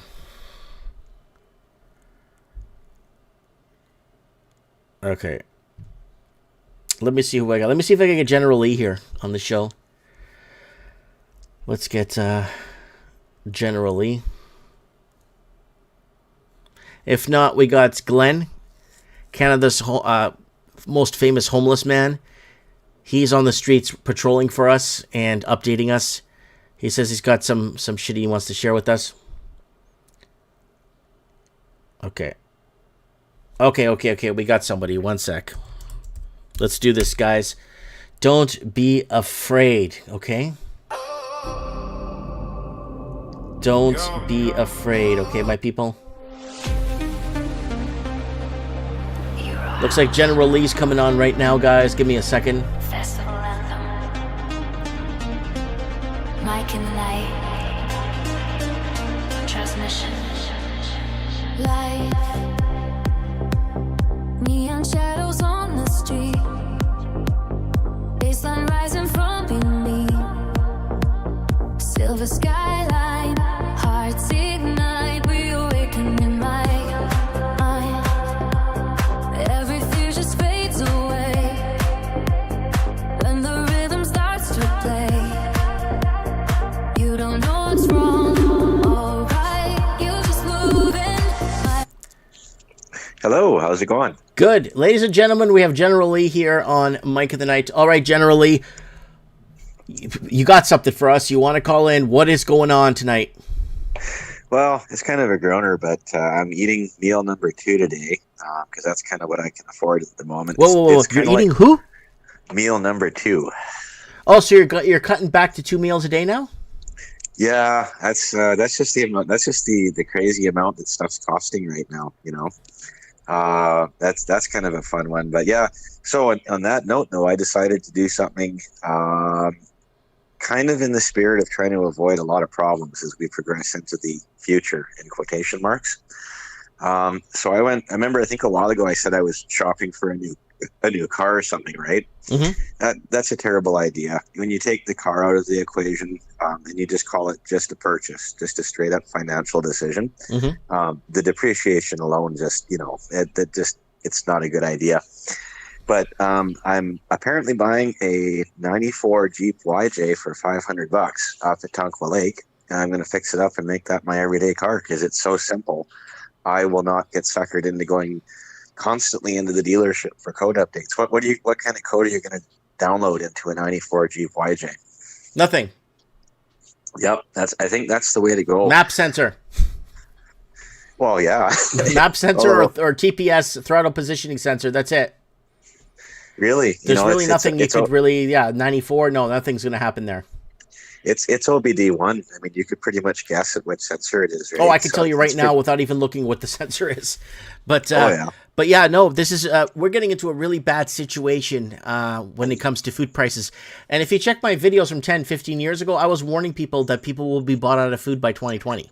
I've been warning people that the price of food, Yeah, I can give you a small window within a year here. So this time last year, so our everyone's favorite store downtown, No Thrills, right? Mm-hmm. I can call it No Thrills because I'm not violating copyright or anything there, I think. But you go in there and you get a pack of 8 hamburgers, like they're frozen hamburgers, right? So that was $17 last year, and then by September it was $19. Mm-hmm. Then by winter it was $21. It hit 23 at some point, and then it went down to 22, and then I think at one point it was seriously 25, and then it went back down again. But you see that's within a year. So what you're saying on a greater time scale, it's going to get impossible to buy that. Mm-hmm. Mm-hmm. We're all getting totally screwed. I mean, you work and work and work and work and work and you work. You just work endlessly. You get home, you're shot, and you can't afford to do anything, right? Mm-hmm. So, I have to say, I'm lucky. I have the advantage of being out here.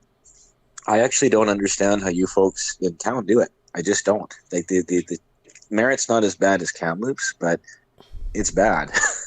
Yeah. No, it's getting really hard. It's getting really, I mean, we got to be super careful going forward, like super careful in the next 2 quarters, because something's going to happen. And I'm going to tell you what's going to happen. The United States of America, I believe that the United States of America is going to commit financial espionage against Canada. And America is within its rights to destroy Canada financially if it chooses to, because Canada's been up to no good. Now, what am I talking about financial espionage? America, I think they're going to raise rates in the next quarter. I think they're going to raise interest rates to hedge against inflation. And if America raises interest rates, and Canada has already declined 2 rate hikes, Canada's finished. We're going to a 60-cent dollar. Mark my words, we're going to a 60-cent dollar.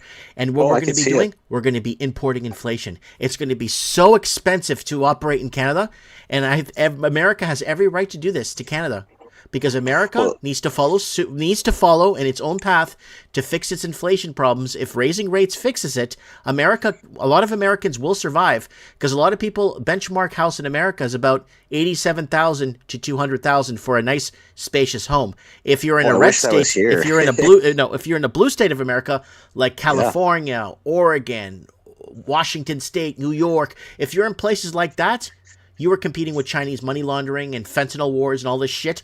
Your real estate is through the roof, astronomical. It's the true middle America that will survive. So Texas, Florida, all those places will survive. But mark my words, we're going to see a 60-cent dollar, my friend. Well, you are so right on so many of those points. Can I tell you a quick story about a buddy of mine that bought a crack shack in Kamloops? Oh, please do so. Yeah, so way back in the early Aussies, this buddy of mine bought it's a 2-floor home. It has a garage. It looks like your typical Simpsons home, right? And it was a crack shack. It was in bad shape, and it had some weird stuff going on in there. Like, it was $225,000 when he bought it, right? Which is pretty high still. $225,000, and when we went in there to look at it, what we had to fix, there was like pentagrams painted on the floor, there was curses painted on the walls. It looked like some really good mental health happened in there, right? Well, anyways, we put some work into it, and then eventually I moved on. I left the place, and now I'm out this way, and he still has it. So he calls me up one day, like, I'm just going to stress this: we put in the bare minimum work. We just wanted to make it functional as a house. We put in the bare minimum work. So he calls me up the other year there, and that $225,000 crack shack, you know what it got appraised at? What? You're gonna throw something across the table here. This is an ugly home. The paint's peeling off the walls. The kitchen's painted in this Pepto-Bismol pink color. Nobody knows why. and we have pentagrams hidden under carpet. So this thing came over $500,000. Get the fuck out of here. If I am not kidding. You know what? I swear. And I I'm swear trying to tell on this all to of this I'm trying to tell this to Americans how good they have it in America when it comes to price of real estate. And everyone says, yeah, you're dreaming, Mike. There's no. So here it is right here. So I'm going to show people what kind of house you're talking about with the pentagrams. And I could show that. Yeah, to like people. I think what happened is that this was a family home way back. Like it's kind of weird. If you Yeah, look it's a at World it, War almost, One build. It's a piece of crap. Like It so, actually so your almost buddy looks like a spent what double-wide 200? trailer. It's worth 400. Here, this is what you could buy for 65 grand in Florida. Here it is, right here. So there it is, right there. Oh yeah, no. I mean, I still remember when you could do that relatively, because I started remembering things factually, I guess, in the '90s, I guess. But you know, like the way things have gotten so expensive up here, you know, here's the reality. When I retire one day, what am I going to do? I'm going to go get a really nice cardboard box from behind Cooper Wadey there, or what? That's the problem. You See, know? Americans have it so good. You have no idea how good Americans have it so good. If you know you're down on your luck, you're divorced, whatever. Here you go. You can buy a 2-bedroom, 2-bath, 900 square foot at Delray Beach, 25 grand. You could buy this house for 45. You could buy something with aluminum siding for 25. You could buy a 4-bedroom, 3-bath for sale by owner, 1,500 square feet, 99 grand. You know, like there's so much. Okay, you don't like this area, then okay, let's zoom out a little bit. If you don't want to be by the ocean, here, zoom it out a little bit. Actually, I'll tell you 2 horror stories that really demonstrate how bad things have gotten lately. One's kind of long, one's really short. So the long one is the other day I was driving through downtown there, and you see how they're like filming a movie at that mill downtown by Big O Tire and all that stuff, right? They're filming a movie in a wood mill that used to employ, how many people was that? I don't remember. It was a couple hundred people at one time, wasn't it? Like 300. Yeah, so we're driving by, and this company from out of town is literally using what used to be someone's livelihood to film a show that's probably going to be like an episode long. And you think to yourself, that's where the local place has gotten to, right? Like that's our overall value. We're a one-day episode. Now the short story. So I went out to Kamloops there. You got that part of Kamloops called Brocklehurst, right? We call it Brockistan. I don't think I have to explain that. Oh yeah, it's Brockistan. Trust me. So here's the horror story. I waited 25 minutes in Timmy's for a coffee. You the who? 25 minutes for a black coffee. I didn't want anything in the damn thing. I just wanted a black coffee, a medium black coffee. It took 25 minutes to get my coffee. Wow. For a coffee? For a coffee. With nothing in it? Yeah, just coffee, man. Just nothing but coffee. Wow. And and then here's the problem with that is, remember when we were all young, we did all these jobs, right? We delivered papers, we did like backroom sorting jobs, we did all kinds of stuff like that. I mean, we even worked at Timmy's, we did Wendy's, McDonald's. I'm a Wendy's veteran. I'm at a point where I don't care about being sexy anymore, so I'll throw that out there. We all did these things, but the current generation that's growing up now is not doing these jobs. They're not, because they're not available to them. Did you read that article in Eastern Canada where that Canadian, native Canadian person, is Caucasian, whatever, I don't know how to say this stuff politically correct, went in for a job interview at Timmy's, and they told them they could not work there unless they could communicate in Punjab. Yes, because what happens is the country becomes what it is. Well, the people that come to the country make the country what it is. So the reason why Canada was Canada for years is because the people that lived in Canada were Canadian. Now, if the people come to Canada and they're no longer Canadian and they're Punjab, well, Canada becomes Punjab. It becomes the people that live there. Mexico is Mexico because the people that live in Mexico are what? They're Mexican. They're Mexican. Yes, they're Mexican people. Yeah. But in Canada, the people that live in Canada are Punjab. Yeah. What does that mean? Then that means that your country becomes that people. Well, yeah. And then to support your other point too, I'll just put it simply what you said about the U.S. and Canada's economy. We don't have an economy if there's no U.S. It's bullshit. It's built off of real estate to Chinese. for all of what's his name now, the current liberal drone, Carney. Sorry, don't really follow those folks because I'm into more mentally healthy things. But anyways, from Carney, all his blunder busting or whatever, nothing's really changed all that much. Mm-hmm. If there's no U.S., we don't have an economy. That's the straight fact right there. Yeah.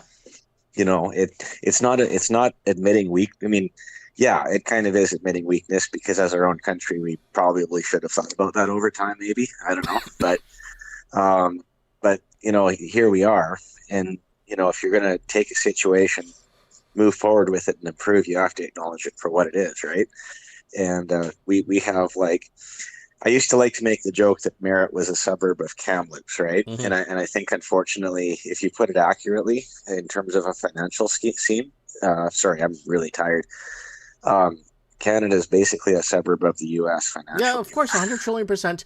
They got the population, they got the manpower, they have everything, they have everything. Yeah. They have everything they need to operate. So let's look at this 2-bedroom, 2-bathroom apartment here real quick. Nice little area there. You got your it's in a condo, and $99,000. You got Lakeview property. You got probably not far from the ocean. This is in Clearwater. Yeah, so you're not far from the ocean.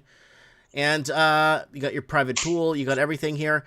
$99,000, generally. $99,000 for this place right here. 2-bedroom, 2-bath for retirement. And if you put about zero down, you're probably looking at $640 a month for like 10, 15 years, and you own it.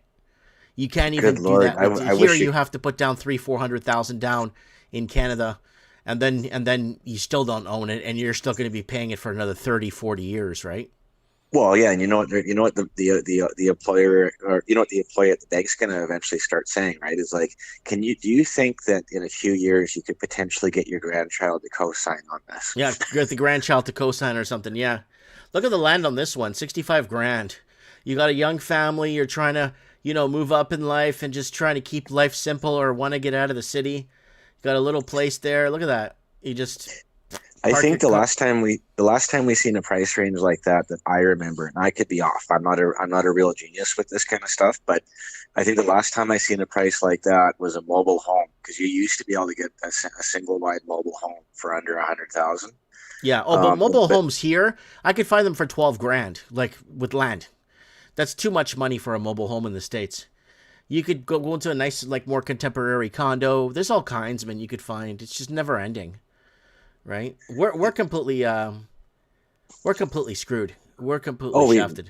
Well, they don't want us here. That's kind of what the whole general idea is that, it comes down to the idea that if you're experiencing this negative kind of, I don't know if backlash is quite the right word, because it's not a backlash. It's not like we did anything except build the country.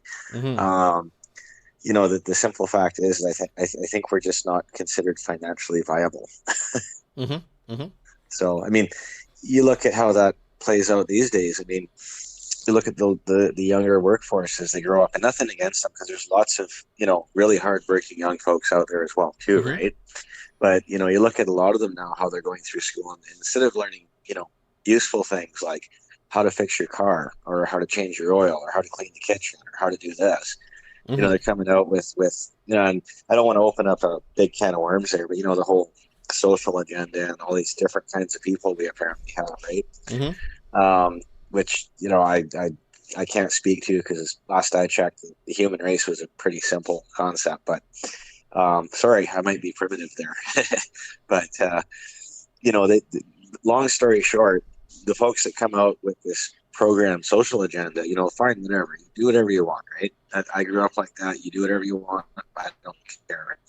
But when these people come out and that is their top skill, that doesn't really help them on the job site either, which means that I probably answered my own question there about, how come we have different people doing these entry-level jobs? And I guess that's kind of a self-fulfilling tale. Mm-hmm. Mm-hmm. So, I mean, yeah, we are screwed on many levels, quite a few levels. So fixing the situation is actually quite a complex thing. Mm-hmm. I think it starts with a good, I'm going to sound like one of those old Republicans here, I guess, like they make fun of. I think it comes back to the idea of reestablishing the family as being something important. I really think that's because I work with folks from Mexico, right? That's their number one thing. I'm not making this up. You can be working next to a guy that is forcing himself to work with a severed arm because his family comes number one. Yep. I mean, It's a different I'm their culture, boss. different culture, different people, right? Well, I had to have a fight with one once because I don't believe in working people abusively. And this one guy hurt himself, and I was watching him at work, and I could see he hurt himself. So I went up there and asked him, and he hit it, and then finally he got mad at me and said, "I can't afford to be hurt. I have to be working." And I finally said, "No, we have things here in Canada. If you're hurt or something, you're still getting your wage. It's all covered, and they have their medical, right?" Mm-hmm. So I took him in, but that was his driving for that man.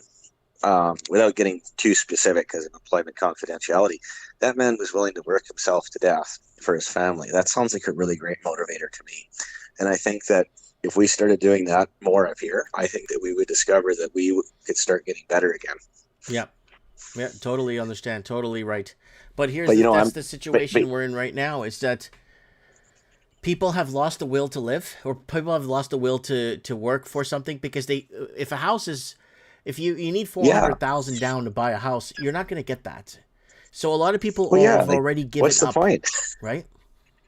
Yeah, it's exactly like you're saying. If you're like Jillian Miles behind the 8 ball in terms of buying this house, why would you even bother trying? If you knew that you were only going to pay off a quarter of this, order in the pizza. You're good. It makes life absolutely pointless, Yep. And you're right. Actually, it makes you lifeless. You just wake up every day, and you're doing stuff and all that. You're like, I'm never going to have the 2-floor house my grandparents did. You just know that, Mm-hmm. So we got PDS 10 saying that the chicken, the Portuguese rotisserie chicken, is gone up to $25 right now, and it's everything's going up in price. You and I forgot to mention the big number one. Actually, that was the price of gasoline. That went up over $2 for a little while this spring. Of course. And I paid $1.80 something the other day. Right now, like $1.90, almost $2 a liter. I know. I was up front of the house here after work, wondering, I wonder if I can plug off 2 more cylinders in the Jeep there. But plug off a few cylinders. I know. I think that's Chevy's problem with their engine management stuff, is that cylinder deactivation. I heard a few folks say it's not the best thing in the world, but yeah, no, you're absolutely right, Mike. Like I'm you know what? I'm happy. I'm comfortable right now. I'll freely admit that. I'm in a nice, quiet place here. I am very lucky, the home I have and all that. And I really love my job. It's fantastic for me to be able to be outside all day. That's number one. Mm-hmm. I just can't be inside. I go nuts. I'm just crazy like that. So in a lot of ways, I have it good. But I have no illusions about the future. At one point when I'm 70 or 80 and I can't work anymore, I'm starting to have nightmares about my great grandma, how she ended up in that really bad retirement home in Kamloops called Thrupp Manor. Mm-hmm. And you think of you live your whole life, and then you end up dying in what looks like a poverty-stricken shack, or like a hotel, hotel, care home, whatever you want to call it. Mm-hmm. It's literally falling apart as you flick lights on and off. Yeah. I mean, yeah. So then, yeah, you're exactly right. It gets to the point where you start feeling lifeless because you're like, well, what am I working towards here? Yeah, if you can't even afford your own little piece of shelter, your own little piece in the sky or whatever, if you want to buy a condo or for something by the water or something, you can't even afford, and you're working 2 jobs.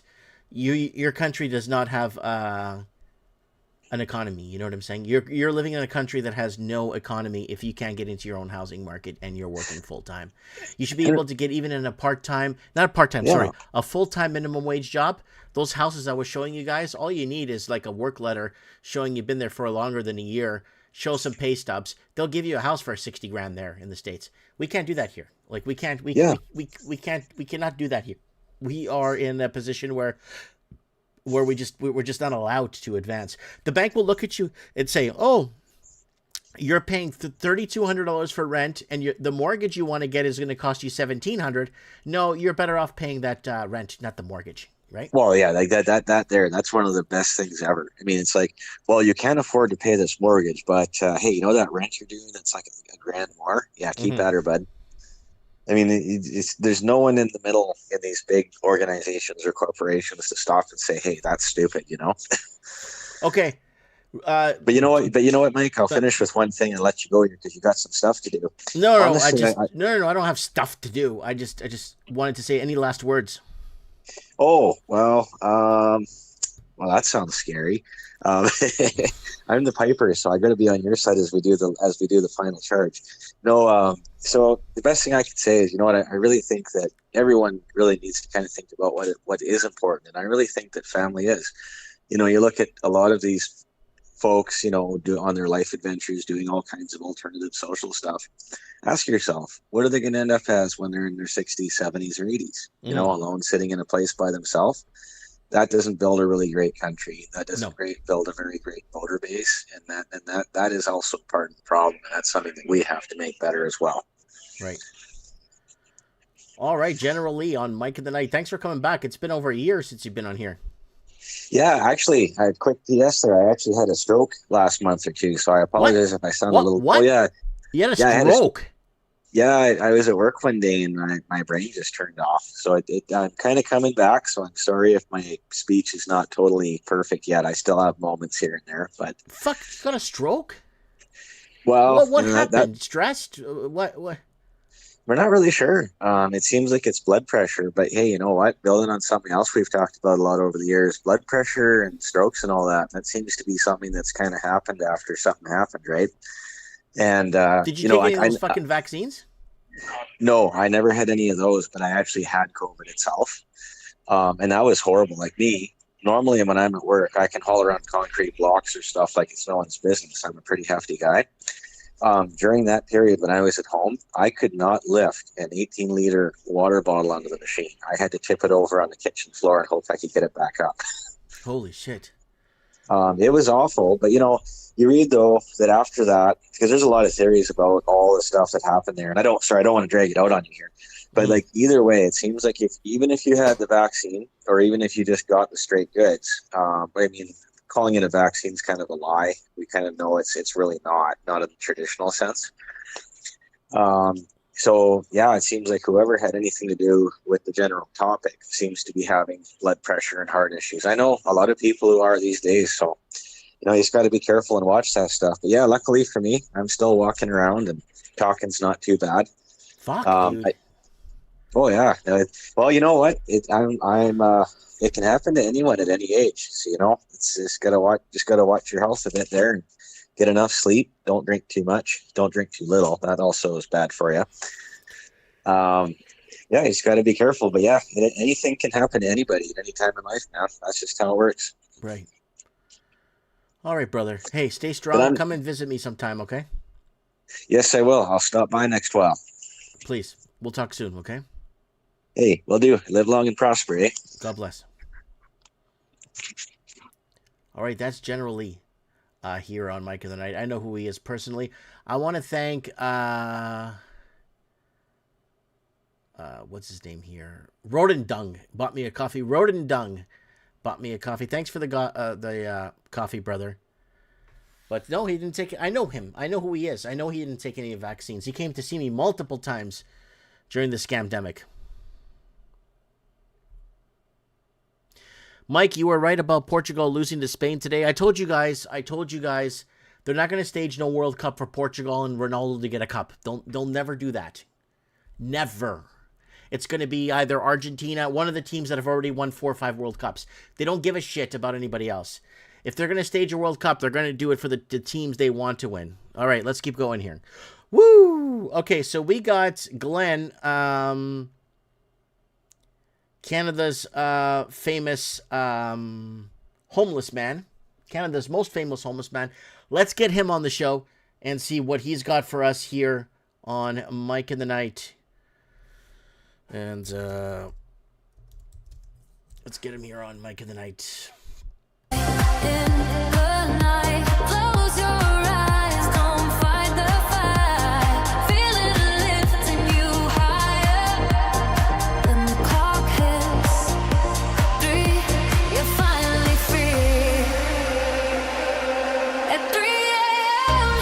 Something's moving you.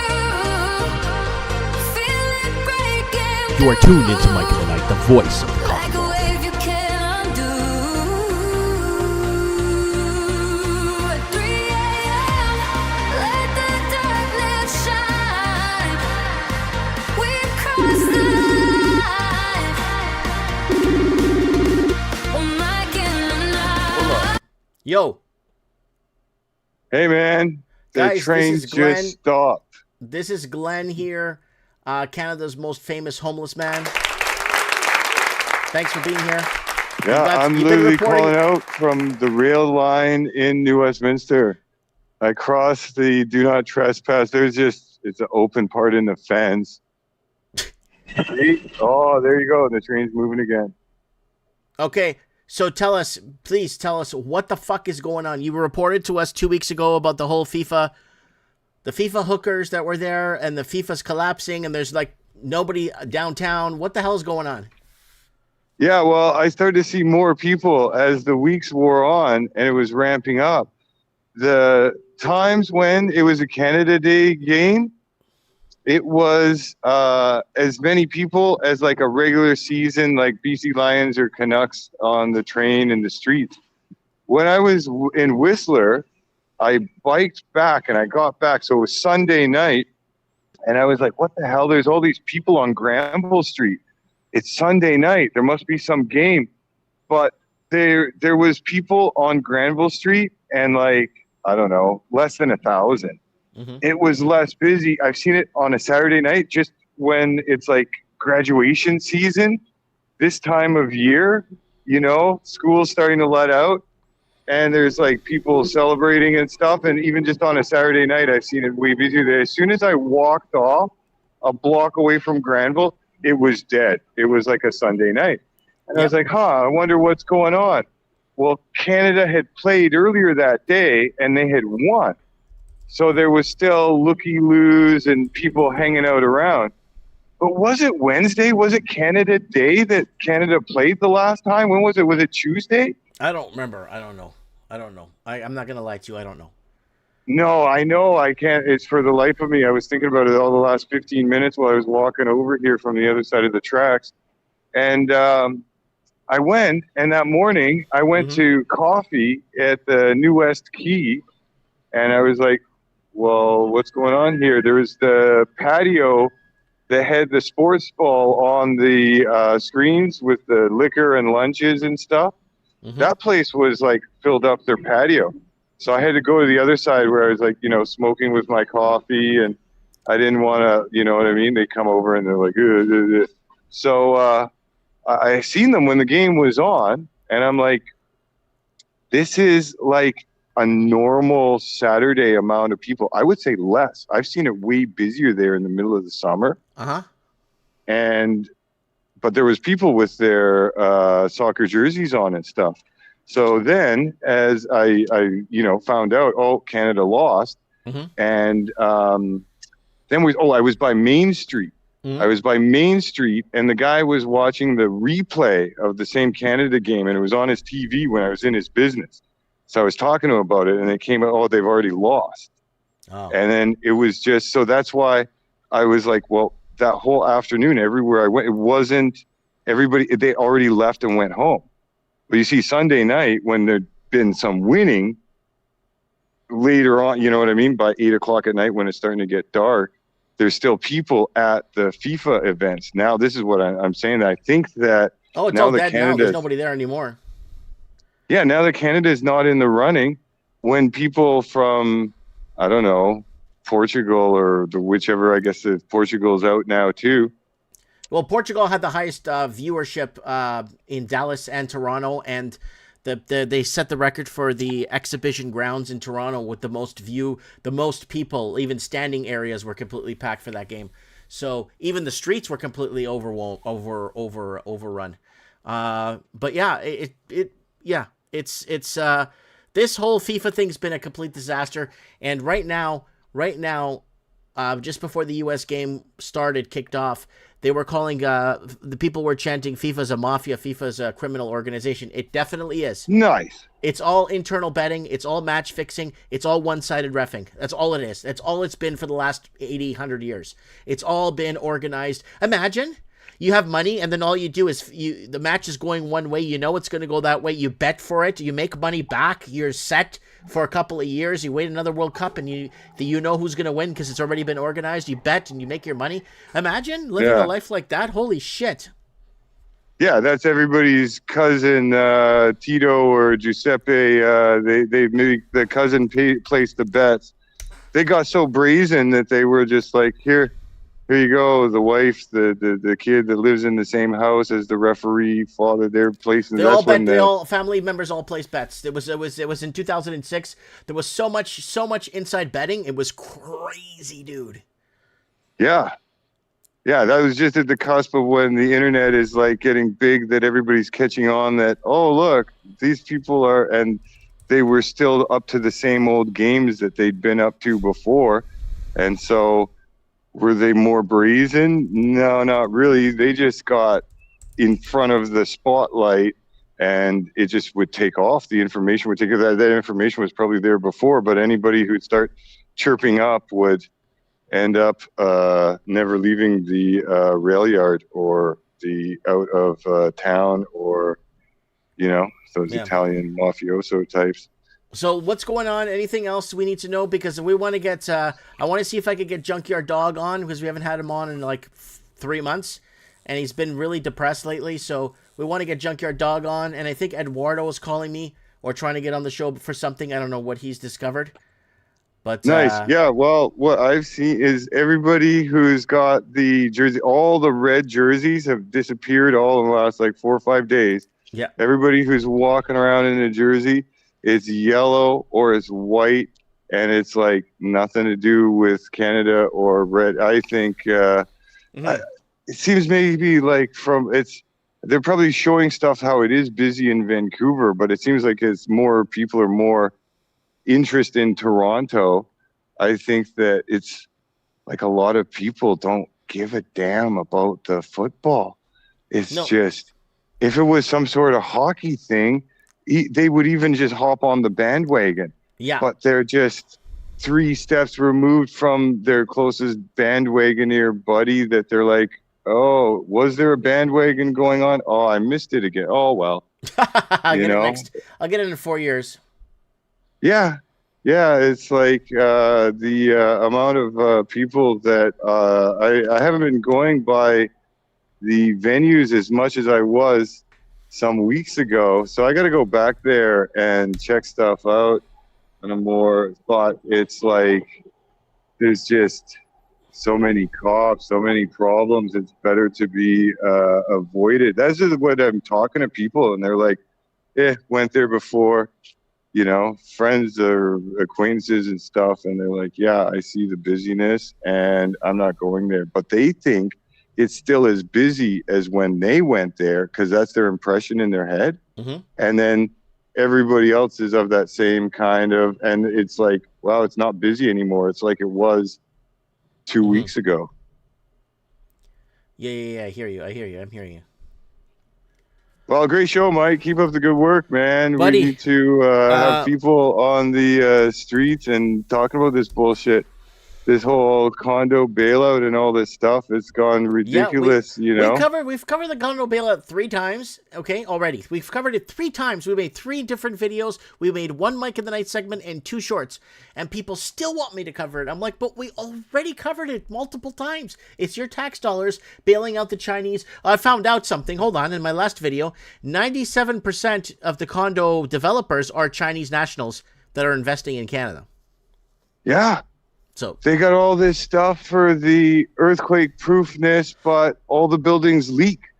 It's like they made it so expensive on the the architects, computers, because that's what was being done in other parts of the world where we're buying the materials from, or in California. Mm-hmm. And we got the eggheads. They just sit around in their computer with their 3D modeling, and they don't account for the West Coast weather and the building envelope. So now all these things that are sitting out, if it goes a few more winters, if it wasn't a leaky condo already, it's for certain a leaky condo when they haven't buttoned up the building envelope.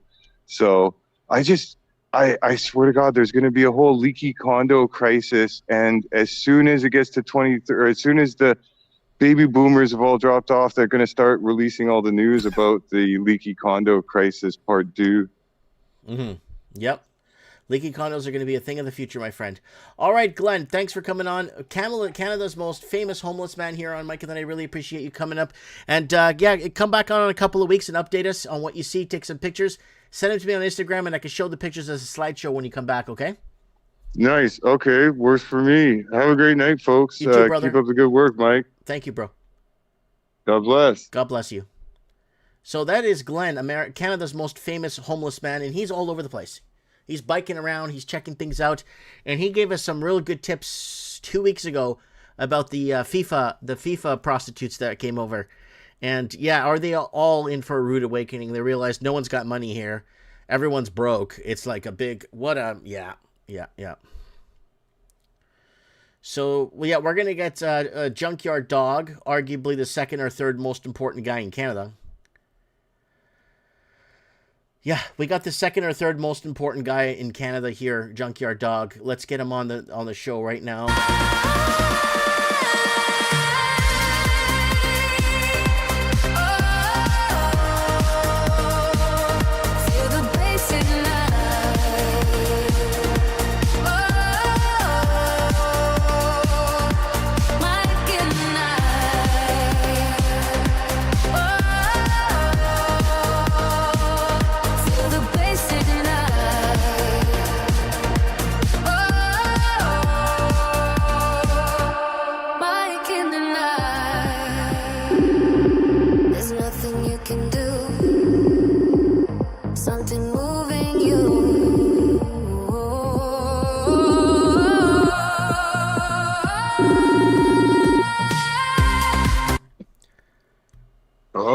Ladies and gentlemen, we have Junkyard Dog here on Mike in the Night, and we're talking about all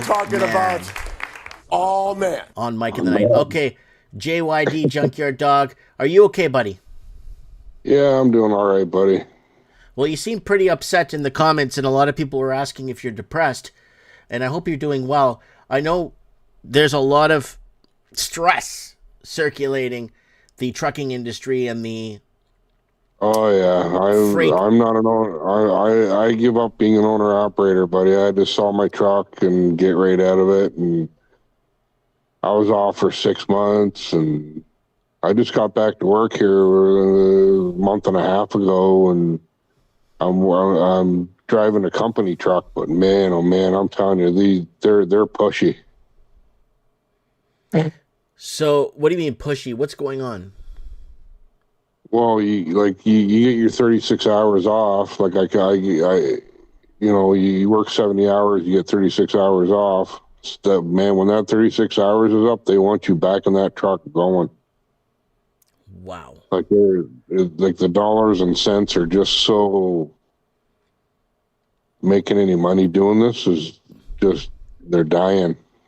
Well, you're no longer owner operated. Okay, you're no longer owner operator now. Are you starting to see some money in your pocket now? I'm seeing a little bit of money that's staying around longer. So I'm only a month and a half into it, so it's starting to, it's adding up a little bit, but it's really not that good of money. It's not for what you spend on the road.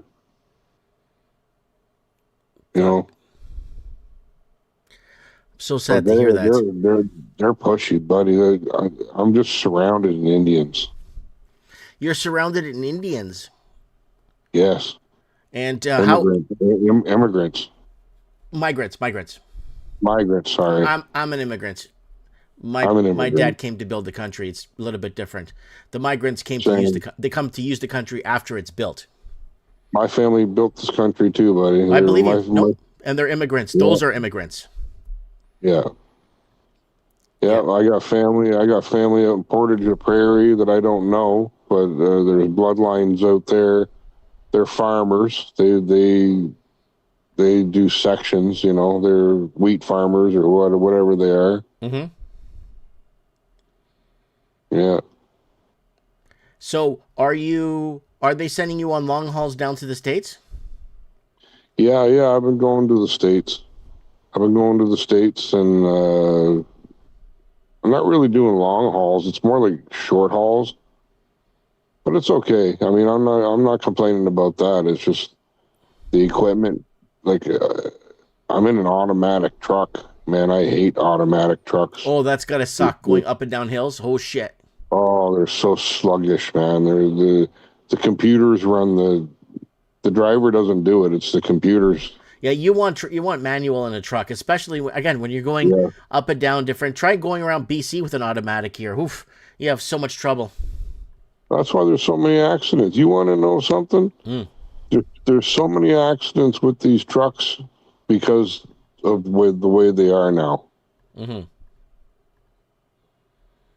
Yeah, and I can't tell you anything about pricing or anything. My dispatchers don't talk to me about pricing or anything, and so I don't know. I don't know where where dollars and cents are, but they're sure pushy, boy. Like I did hear that they don't make a lot of money. The money's not really there now. Yeah, freight brokers, right? Well, no, the company. No, I mean the freight brokers are the ones that are they're having a tough time making ends meet, eh? It could be, freight brokers, yeah. But we're in a really again troubled time. You're gonna see expense. We've been ever since I've known you. We've been talking about the expense rising. There's no end in sight. Mm-hmm. There's not going to be an end in sight. This equipment doesn't get any cheaper. Mm-hmm. And finding experienced people. Oh, good luck with that. And keeping people. Yeah, it's hard to keep people, especially it's such a high risk job, dude. It's such a high risk. You're constantly focused. Oh, this motherfucker cut me off. Oh, this guy here. Oh, I got to slow down here. I got a red light. I got to make a right turn. Say, fuck, man. It's after like fucking 30, 40, 50 hours. You're fucking cooked, man. Yeah, you're cooked. You know, that's why they want to get these self-driving trucks, but they're completely disastrous, right? So I don't know. I haven't kept up on the self-driving trucks, but eventually, you're going to see that. Mm-hmm. I mean, they want self-driving vehicles. Like I'm in a situation right now that if I don't work, I don't have a personal vehicle. Like my wife's car broke down, and we haven't been able to fix it, and we want to replace it. But so we went around looking at pricing. It's ridiculous for what you're getting. Is ridiculous. Oh yeah. Yeah, because you know what it is, Junkyard Dog? You know what's going on? I'll tell you a little secret on what's going on.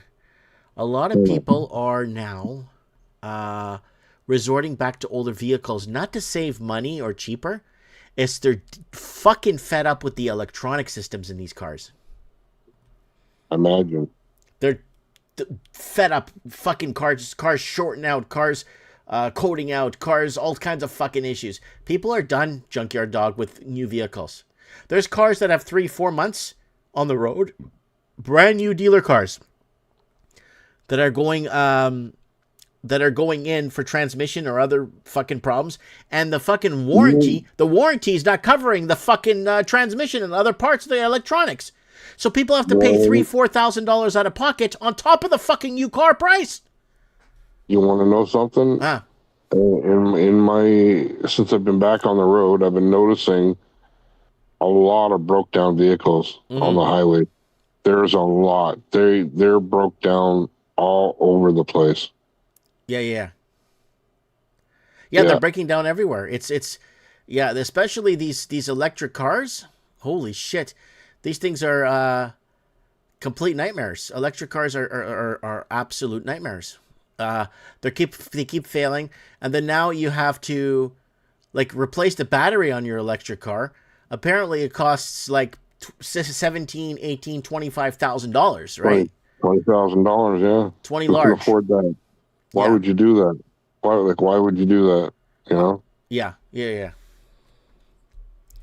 don't know, brother. That's where people are at right now. It's like they think they're ahead because they're not buying gas, but they're still it's costing a fortune to charge their car, right? I don't know what's going on. You know, the last week, it must have been because of the U.S. holiday. The last week, there's been so many people at the border. Really? Yeah, holiday. There must have been so like people must have been traveling because there's the borders are just plugged. Yeah, it's holiday, some sort of a holiday or some sorts. And holidays always do that at borders, especially like my little bottleneck town. My town's a pass-through town, right? So my gas stations are busy. And the Tim Hortons is dead.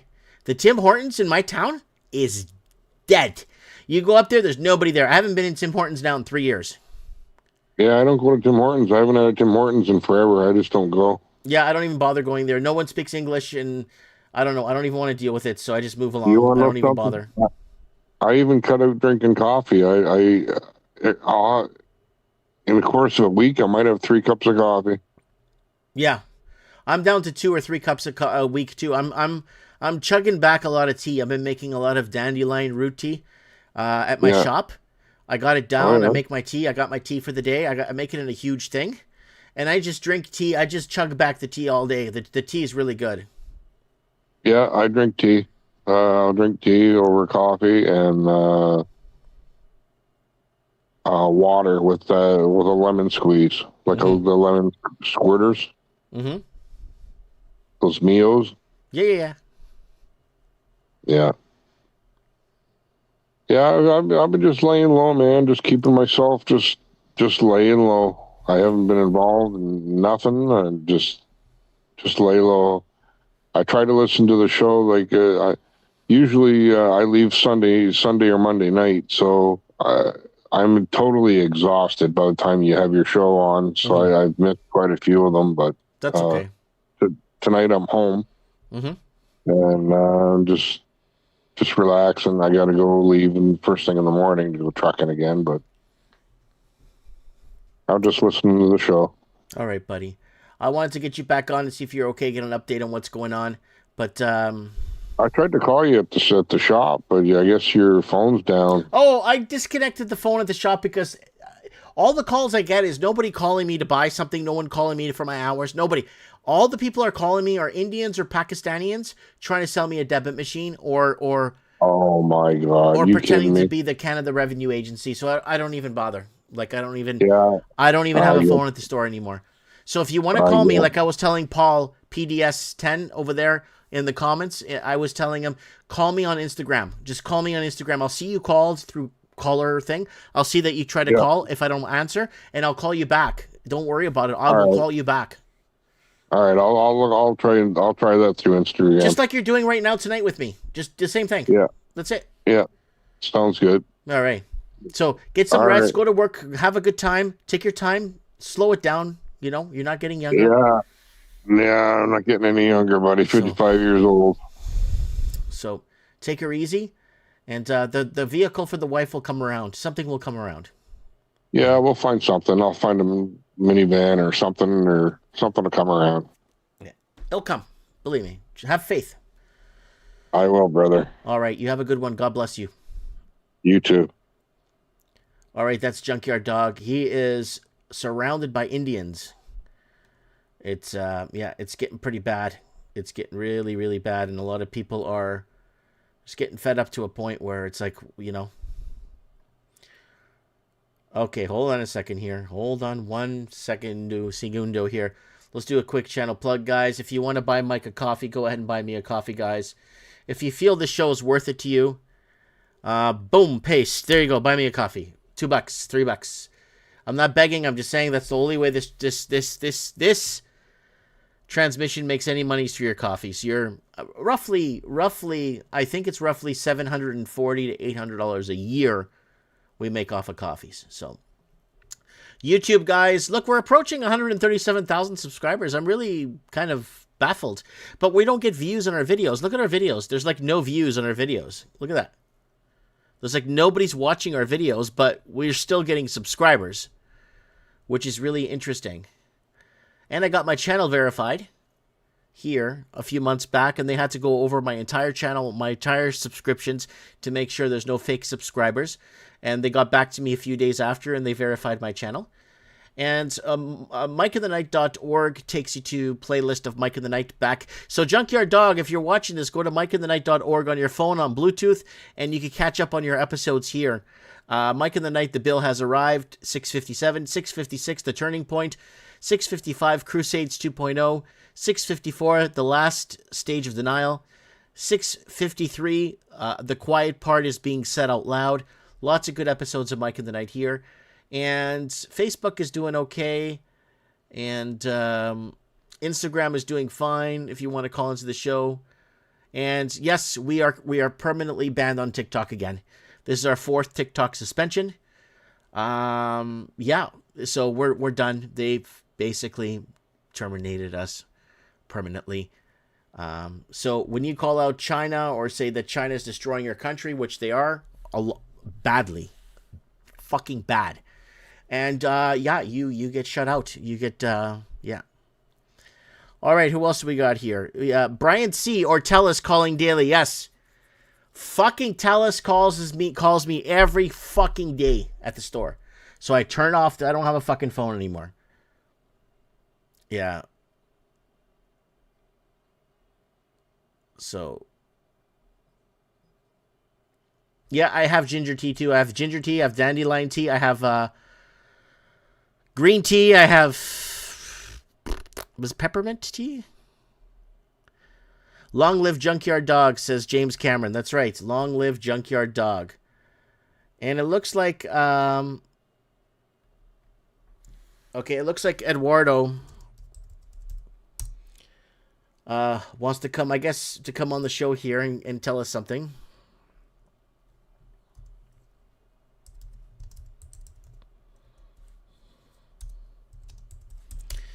Let's get Junkyard Dog here on Mike in the Night. Episode 658 of Mike in the Night.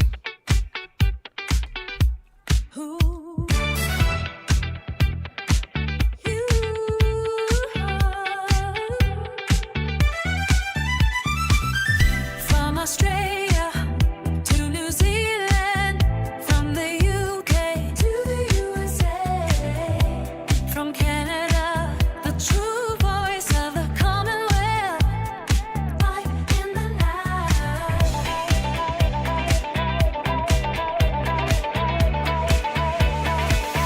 Hey, voice of the Commonwealth, from the streets to the global well. Hear it loud, hear it clear tonight.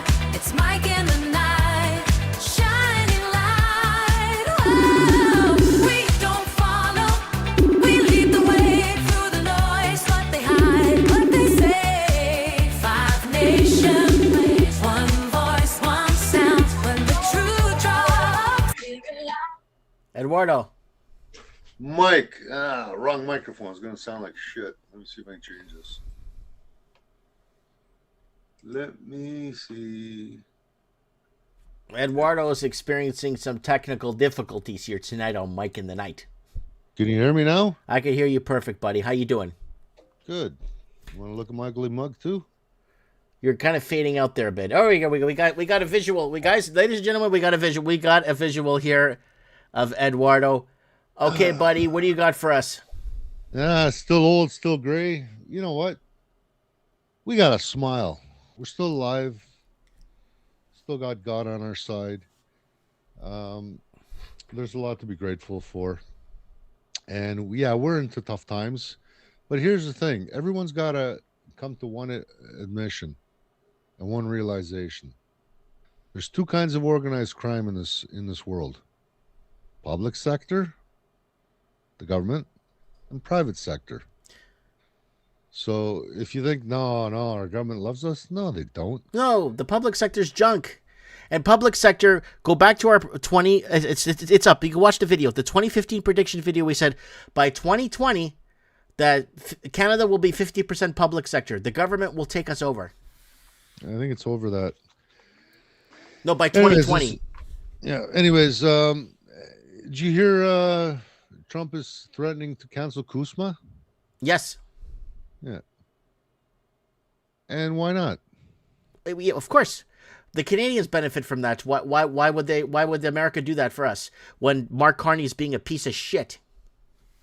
Yep. So again, it's our corrupt government, and probably the reason why is maybe Trump can't make a gazillion dollars off of Canadians. So that's probably one of the reasons why he's doing it. This guy has made so much money. It's disgusting. And all he does is lie, lie, lie, lie, lie, lie, lie. Did you see that submarine thing at the beginning of the show? No, I was actually busy in a meeting, so I missed it. Oh, no worries. Maybe go back to the beginning of the show and watch my submarine thing. I'm fucking pissed. $100 million. There was $100 billion plan for submarines for Canada. They're buying from Germany. They got to be used submarines, right? I don't know what the fuck they're buying, dude. I don't know what the hell. I don't know. No one voted for this shit. You know what I'm saying? Again, it's the government. The government is screwing you over so bad.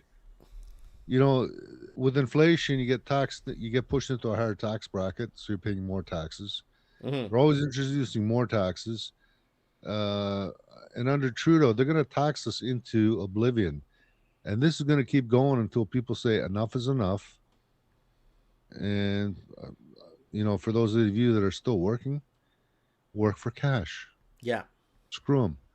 And you know they're going to get rid of cash sooner or later. And that's why they have to, because that's the last straw. That's the last chance they got to milk us for what we're worth. Now everyone's saying, oh, no, our government's good. No, the government will have every opportunity on the planet now to tax us to death. Yep. So once they can control, once they get rid of physical cash, we're dead. They shut down your cars. They don't like what you're saying. They're going to turn off the internet. Screw them. We'll find a way to work around them. And screw the government. Taxation is theft. I don't care where you're from, left, right, center. Taxation is theft, clearly. Yep. We didn't have income tax 125 years ago. It's supposed to be temporary only, voluntary only. Look where we are now. Yep. So until people realize that the worst thing you can do is work for the government, do work for the government, associate with the government, do anything with the government, you're helping the government. Yep. If you know someone that works for the government, spit on them. Just spit on them. Scum. Well, you know what? No, I don't want to go too hard on all government because there's a lot of good firefighters that really put their lives on the line. You have there's a lot of good people that put their lives on the line too, Eduardo, that work in government capacity. There's a lot of good firefighters out there, and there's a lot of good honest police too that is out there that really want to make the difference, right? Well, I beg to differ because the cops, look what they did to us during COVID. Not all cops, dude. Not everyone's, not everyone's rotten. Okay, there's a few that are good, but there's a few good men out there. You ever see that movie? It's called A Few Good Men. There's a few good men out there. I don't watch movies, Mike. I haven't watched a movie. I'll watch the odd movie on YouTube or something. Yeah, no, I hear you, Eduardo, but I'm saying there is a few good men out there. You want a good movie to watch? I'll give you a good title to watch. Let me look this one up. Someone sent this to me. Someone that's trying to red pill me sent this to me. I thought it was rather entertaining, to say the least. I think it's called Zeitgeist. Yeah, I saw that years ago. I think it's time to rewatch it. Yeah, I saw that like 15 years ago, though. Well, people forget stuff, and they need to be reminded. Yeah, it's good to remind. Yes, you're right. I'll take it back. Yeah. You're right. And then after you watch Zeitgeist, strongly recommend Europa, The Last Battle. Yep. 20-30 hours. Watch it all because they've added updates to that. Too bad one of the original producers of that passed away last year or the year before, but I think they're still cracking, going at it. Anyways, I was in the Azores, Mike. I flew back last Monday, and I was just exhausted. I tried to listen to the show and just done. I was like up for like 20 You were hours. stomping on my stomping ground. Not really. Next island over. Okay. So what island were you on? Terceira? Terceira. Okay. You were on Terceira. I'm from San Miguel, Punta Delgado. Yes, neighboring island. Yeah. Beautiful weather there, Mike. Never gets above 22. Unbelievable. Yep. Mind you, they complain that in February that it's 12, 14 degrees, damp, windy as hell. Yeah, 12, 14 degrees, and it's minus 30 and 40 in some parts of Canada. And they're complaining about how cold it is. Yeah. But, we're looking for, child trafficking, pedophiles. There was many links have been drawn. And I did not know this, but Portugal was under a hard dictatorship until 1974. Yes, with Salazar. But the thing is, the dictatorship kept the country and the colonies together. The whole Western world wanted Portugal out because of Angola, Mozambique, Guinea-Bissau. All these countries were oil-rich, gas-producing countries with gold and stuff, and the rest of Europe was being kicked out of Africa. The Dutch were being kicked out, the English, the French, everyone was being kicked out except the Portuguese. And the Portuguese stayed. They didn't want the Portuguese to leave. Angola, East Timor, all the colonies are asking to come back, recolonize us. Come back and fix the fucking country. Well, here's the thing, and Canadians, you better take note, and Americans for that matter. This is how socialist creep comes in. I'm sure that Angola, the standard of living was much better. You had an improving middle class. Everything was better when Portugal was there. Now the sewer doesn't even work. Socialism, Mike, leads to communism. Yep. We're there. Yep. Not only that, what they fail to mention about socialism, it creates an idiocracy. Yeah. We're in it. We're in an idiocracy. Canada, they say, oh, it's a theocracy, it's fascism. No. We're in an idiocracy. They've dumbed down the school system. They've lowered the standards of education 30, 40 years ago. They're brainwashing all the kids with all this stupid Marxist shit. And we're there. We're living in an idiocracy. Nowadays, when I deal with someone, the first thing I check out is, do they got half a brain or a quarter brain? Because very few people got a full brain. It's so rare to bump into to find anyone that's like-minded. I have a lot of people come and visit me at my store in person. They come and see me and spend an hour, 2 hours with me. And I've had this past week alone, Eduardo, you're not going to believe me. I had about 25, 30 people come to see me. Wow. Did they come to shake my hand, talk to me. A lot of them gave me money for coffee. Good. So they come in, talk to me, shake my hand, talk, and they said, like, it's impossible to talk to anybody like this where I'm from or where they're from in different parts. And the funny thing was, or the weird thing was, or the powerful thing, let's say the powerful thing was, I had 3 different couples on 3 different days on 3 different, from 3 different parts of the country pray over me, pray with me.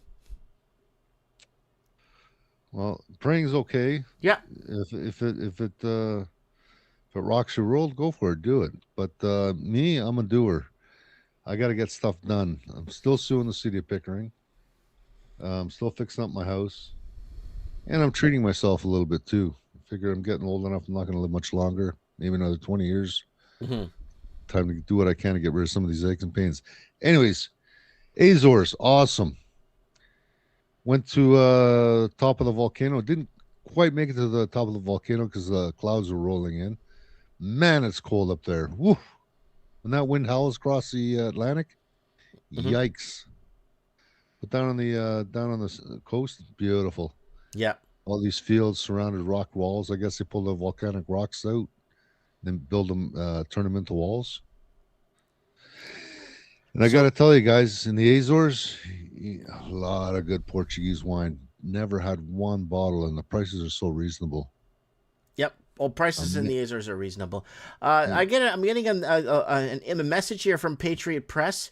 They're messaging me here at the show an image of American social media influencer Jackson Hunkiel led down led a "Down with the USA" chants in front of a crowd of several thousand people. So they're chanting "Down with the USA" with Iranian flags and stuff. And this is a government rally in Iran.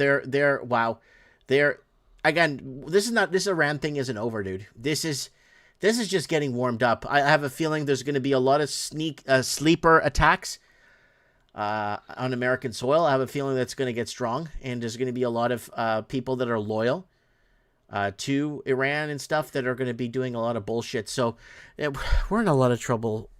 We're in a lot of trouble, Eduardo. I mean, a lot of trouble. We've let in the enemy. We've let the enemy in, right?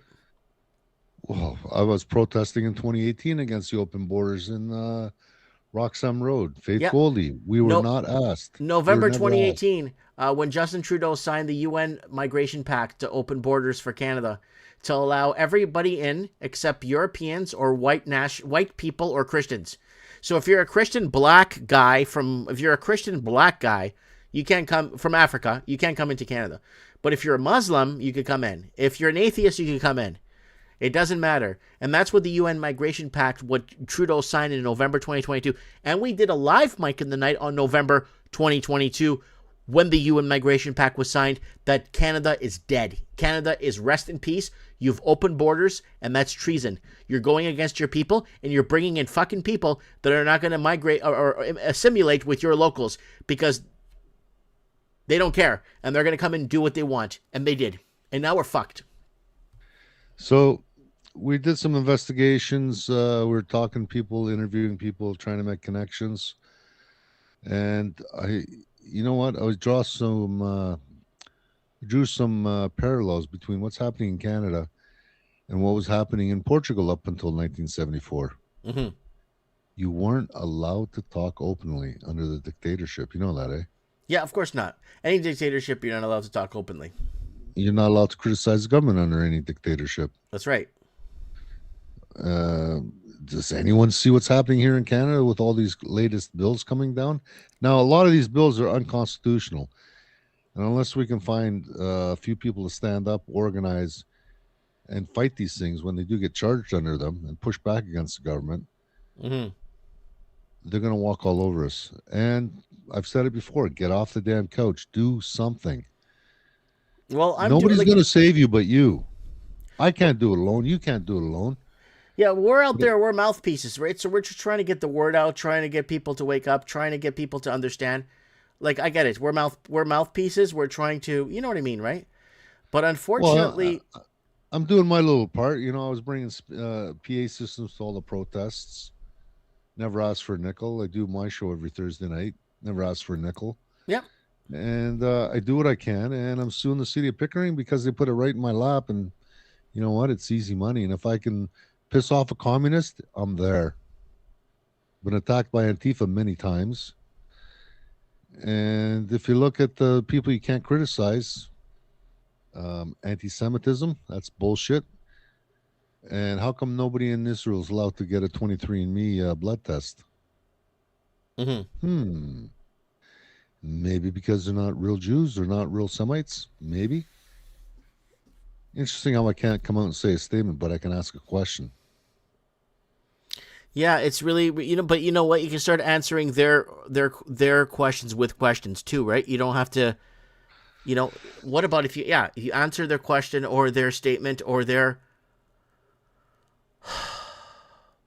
Yeah, how come, the hollow hoax is another big one. Who? How come it never existed before 1960? What?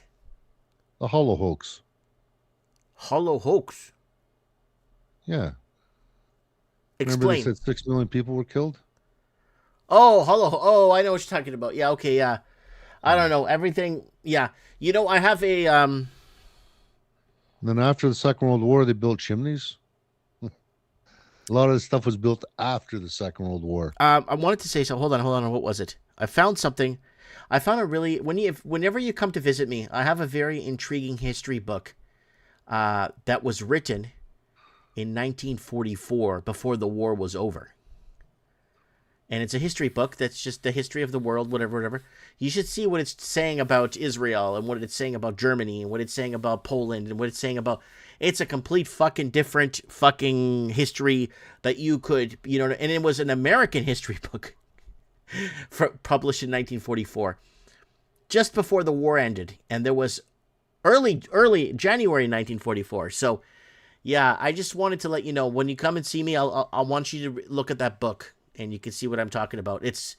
You'll be floored when you see some of the history that was written. It's like, and why they're erasing it today, why they want to get rid of history today, Mike, you better digitize that and send multiple copies out as soon as you can, because the Men in Black are going to be coming by.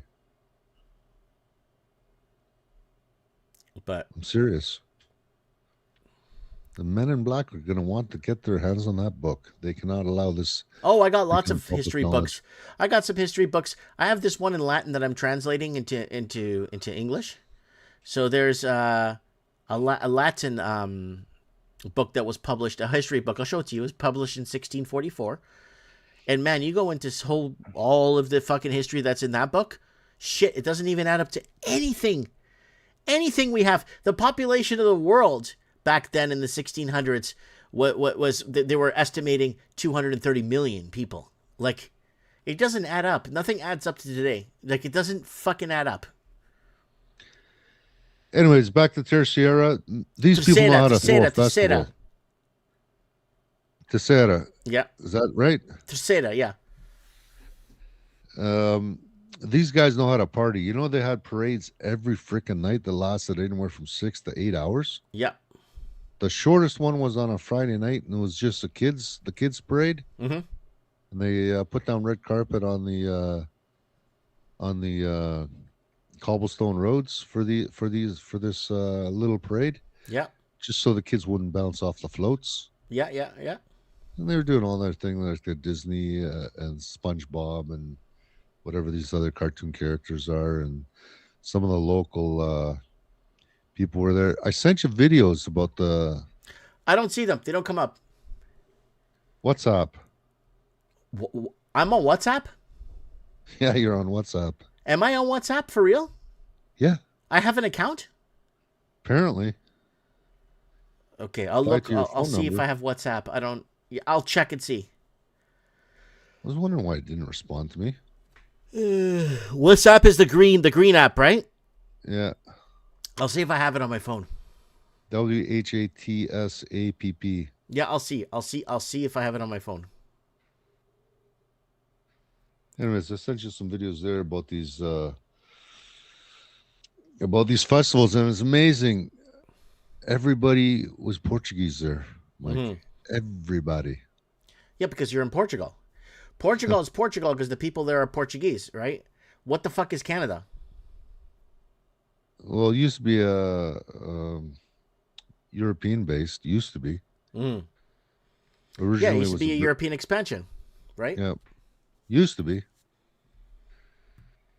And then Maurice Strong, along with Trudeau and those other commie bastards, says, you know what? Let's screw up this country. Let's bring in everybody so nobody gets along.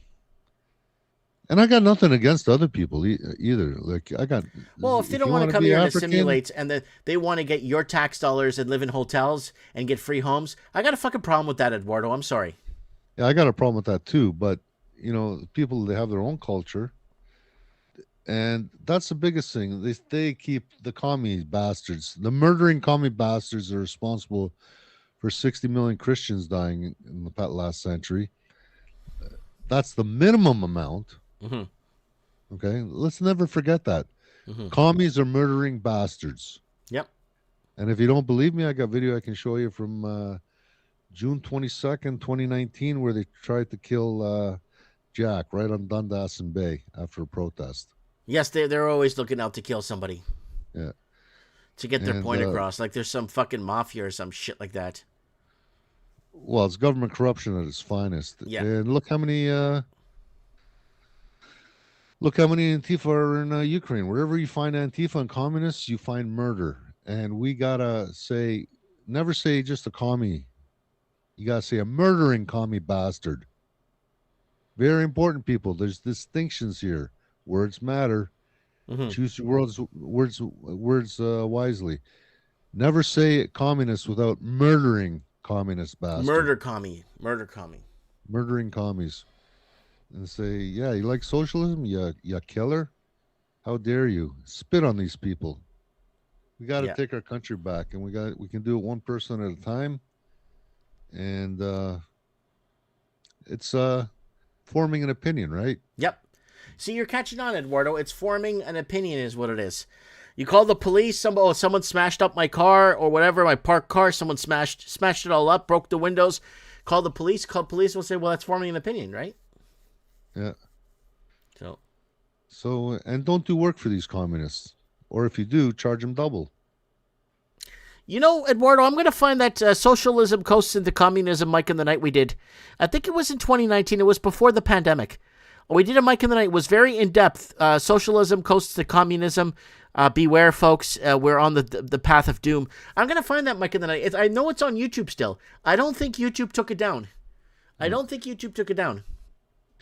I've still got my vinyl flag that I used to hang over the 401, the one with Canadian flag, and you've got the UN, and it's toppled over the Canadian maple leaf, and you got the communist hammer and sickle on one of the red bands, and there's a the Islam moon on the other side, and you got the happy face with the tear coming down and the mouth zipped up, and it says "Oh Canada," along with some bullet holes. Yeah. I'm going to pull that out. From 2019, I had those flags made up trying to warn people what's coming. Some people got it. A lot of people gave me the finger, though. Oh, yeah, they're forming an opinion. Yeah, whatever. It is what it is. But no, we can beat these guys. You know what's the nice thing about communists? They're stupid.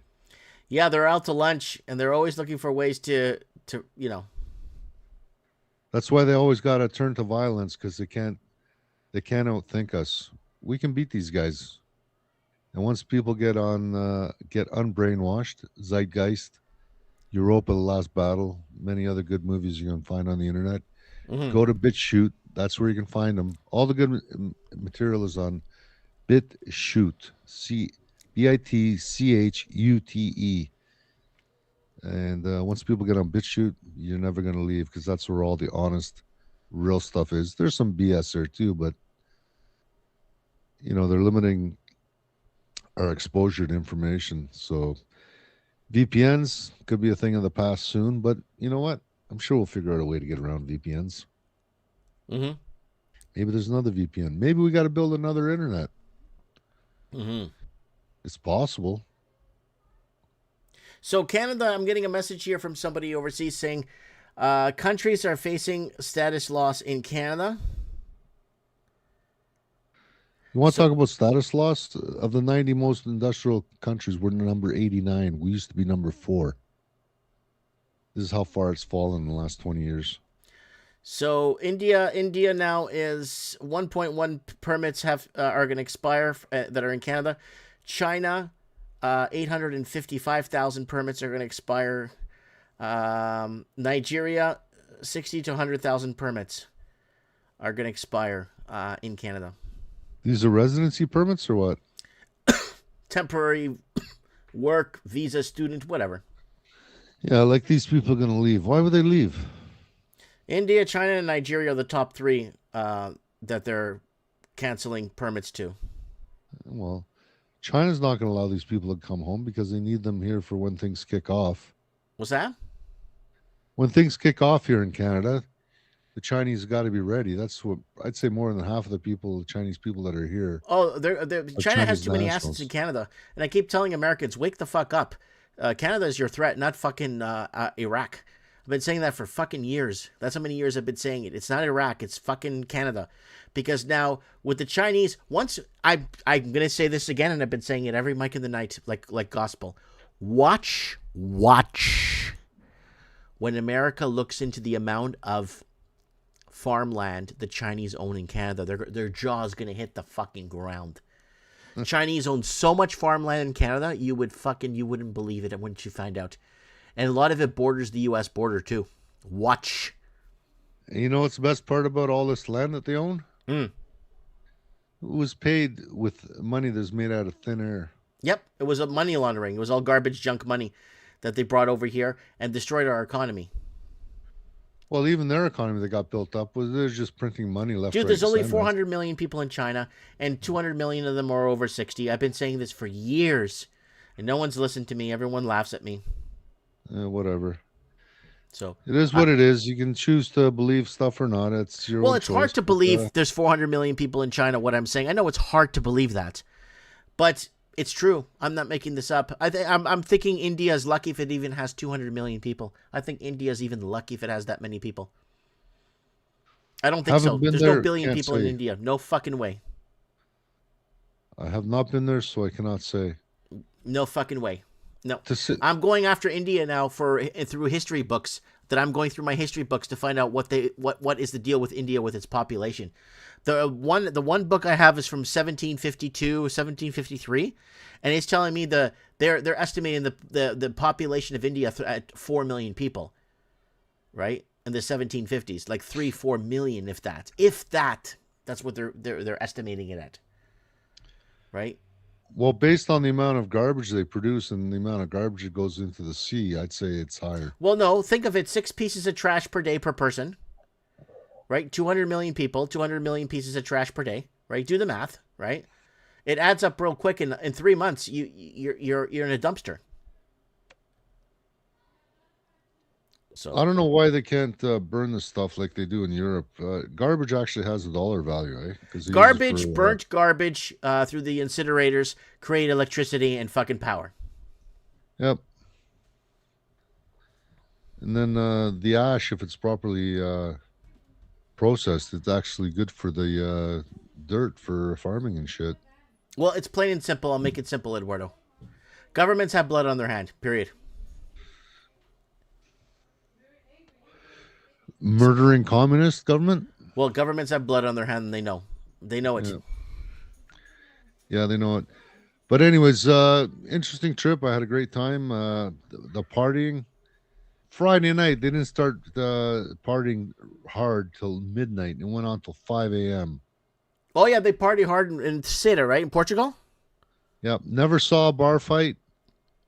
I saw 2 gay pride flags. One was on the door of a bookstore. One was on the bar door. Little one, maybe 8 inches by 12 inches. Mm-hmm. They don't push that shit there. The artwork. When I was at the main library there in the town, I forget what it's called. It's like an angry name. What's the capital of that little island? The main town. What's that, Eduardo? I'm having troubles hearing you. What's the name of the capital city there in that town? In Ceuta, I don't know. I know the island is Ceuta. I don't know what the capital is. Angra or something? I could look it up. Angra de Hermoso or something like that. Anyways, we're in the big library where they have all the newspaper articles and the archives and stuff like that. And the artwork they had on the walls was they had the apple there, from Adam and Eve. Okay. They had the pictures of the woman scantily clad like this, holding a finger over. A lot of imagery. So they're trying to push this shit into the libraries. So they're exposing people to it slowly. They're just behind a few years from what I can see, but it's coming there. But Running of the Bulls, that was pretty cool. Mm-hmm. And I saw the Running the Bulls video. Okay, Ceuta Island is Angra de Hermoso. Hiromiso. Okay, pretty close then. Heroismo. Yeah. Food was fantastic. Wine was fantastic. Accommodation is nice and clean. But the noise downtown during festival week, whoa. The firecrackers too, eh? What firecrackers? They shoot cannons off on a Sunday morning at 11 o'clock. Insane. They shoot cannons. Yep. I don't understand. I thought World War III started, really came to the island. And at that island, the Americans got one side of the airport is all American military. There's an American base there. That's correct. Yeah, there's an American base, and America threatened to go to war with Portugal if they didn't allow them to build a base there. And then the other side of that airport is the commercial aviation, where all the, commercial planes come in. Like, Air Portugal, awesome airline, guys. Can't say enough about it. Air Canada, you should fly on Air Portugal. You could learn so much, so much. Anyways, if I ever get an opportunity to fly Air Portugal, it's right up there with Air Transat. Can't say enough about them. Awesome airline, very well organized. They push again because you're in Portugal, dude. You're in Portugal. It's different in Portugal. No, but I could have flown WestJet or Air Canada. Apparently, WestJet flights are still empty. Really? Yep. Remember when they shortened the seating arrangements? They shoved more seats in the plane. They shoved more seats, and then now no one's flying. Now no one's flying because this is just fucking losers, eh, Eduardo? Yeah, and WestJet used to be awesome when they first 10 years of WestJet were great. Yeah. But man, see, that's what happens when the bean counters get in charge. They think of the bottom line. No, they don't. Quick dollar today, screw tomorrow. Well, guess what, guys? You're going down. I don't think WestJet will be around much longer. Yeah, a lot of these airlines are really hurting right now. And who do you blame? I blame the bean counters that made the stupid policy change to shorten the space that you have in your seat. And if it gets too cramped, well, people will go elsewhere. Yeah. WestJet, whoever the president of WestJet, you're an idiot. You truly are an idiot. Yeah. Customer comes first. Never forget that. Mind you, these guys ignore that because that's what they're taught in school, right? Maximize your return. Well, guess what? When customer service sucks and you have no more customers, you're out of business. That's right. Real simple. And you're a pilot yourself, so you understand the importance of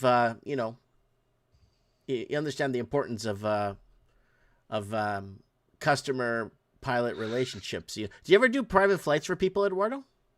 No, I'm a private pilot. I'm not allowed to charge money, but if somebody wants to go for a flight, if they want to donate money to the fuel tank, maybe. Yeah, if I pay for the fuel and everything in your time, right? Yeah, but I'm not allowed to make a profit or charge. Oh, because you're in Canada. No, it's just the way the laws are. Even in the States? Even in the States, yeah. Oh. Now, if I was to register my plane commercially and get a commercial pilot's license, then I could. But the paperwork and the inspections, the paperwork just quadruples. As soon as you go commercial, it's ridiculous. Wow, that's crazy, dude. And it's a little bit higher standard of safety also. Training is a little bit better. I'm there, but I just don't want to I don't want to deal with the paperwork, Mike. What for? It's too much paperwork, too much fucking nightmare. Wow, I didn't know. I thought you could just fly. You're free to fly fly who you want, charge what you want. You know what I mean? I thought it would be more. You're more free in the air, but I didn't know it was like that. Oh yeah, well, that's the way the laws are, and I think it's for all for a good reason because. Some people get into business, they cut corners left, right, and center, and that's why they've got all these rules and regulations and the higher standards that have to be maintained. Now, whether they're being maintained or not, Transport Canada only looks at the paperwork. They rarely look at the planes. I've never been ramped in Canada, but I've had a ramped inspection in the States a few times. Like they go through my books, they look at the plane quickly, make sure everything's on the up and up, and but it's never happened in Canada.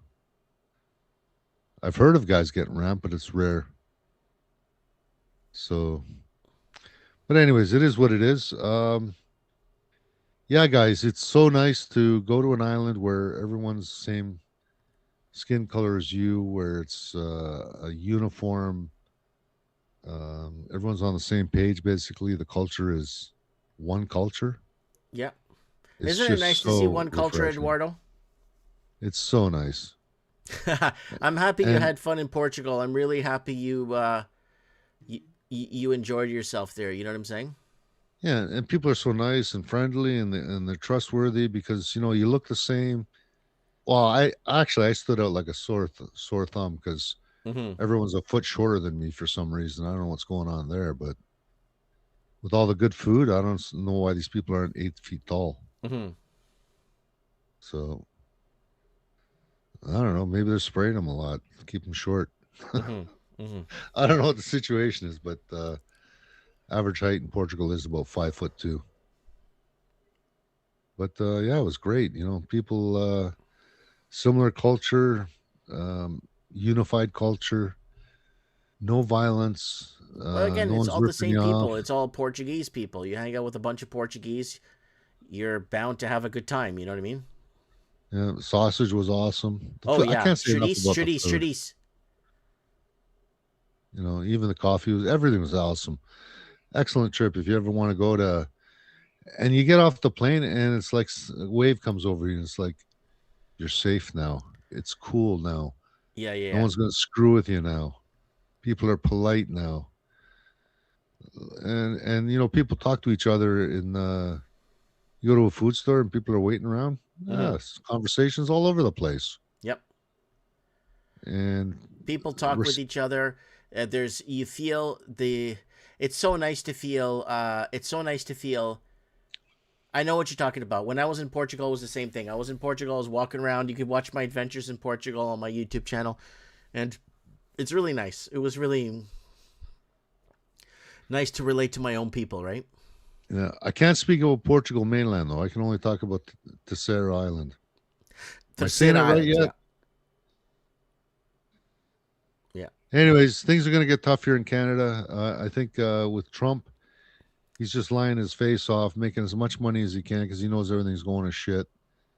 And he's been bought off, and he's going to do whatever his puppet masters tell him to do. Things are going to get tough in Canada. You think it's bad now? You just wait. Watch if America raises rates. Oh, interest rates. We're going to have at least minimum one, if not two rate increases. Well, they have to. If America raises rates and Canada doesn't, we're fucked. Canada's Mike, fucked. We're going to see a 60-cent dollar, and I've been saying that for months now. And then it happens, and nobody gives a shit. And then Joe Rogan says it, and oh my God, Joe Rogan's a fucking economist, man. So we're screwed already in this country, and that's what I keep telling people. We've allowed our government to take control and come in. When the government's not afraid of you, that's a problem. Everyone's afraid of the government, except me. I don't give a shit. I'll deal with them in my own way. And more people need to take that attitude. You know, everyone is all these politicians make a sworn oath to the crown, but the king swore an oath to the people. That's right. And that's the way it's supposed to work, and it's not working like that right now, is it? What are you going to do about it? Yeah. And I'm asking everyone, what are you guys going to do about it? Going to sit on the couch and say, oh, let somebody else do it? There's millions of us. If everybody got active, we could destroy this government and get rid of the corruption. Yeah, we can. And make this a lawful country again. Yeah. Like the way Carney's milking everything, writing all these deals for Brookfield Management, and he's making money on the backside of this.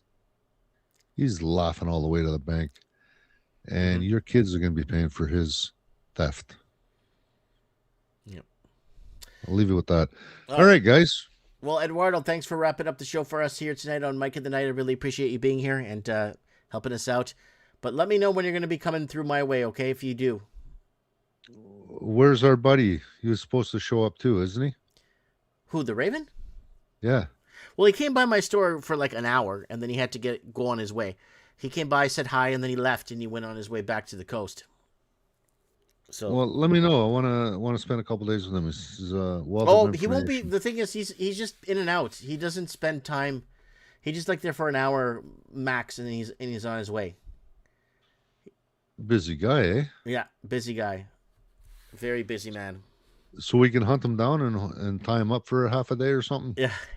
Yeah, if people are welcome to stay, like people that are passing through town, they stay with me 1 to 3, 4. Some people spend the entire day with me and then they go on their way, right? But, yeah. You know what I mean? So, Yeah, anyways, I'm getting as much work done as here as I can around my house. Okay. And I'm gonna find some time to get out there somehow this month or next month. Yeah, try and get out here and see me, man. You owe me a visit. It's been a while now. It has. All right, later. God bless Get you, off Eduardo. the couch, people. Goodbye. Bye. All right, guys, that is Eduardo here on Mike in the Night. Guys, thanks for tuning in to Mike in the Night. I really appreciate you guys being here tonight, being part of the channel. I'm letting more of the callers speak more. I'm just trying to distance myself, let us hear what they have to say. And, yeah.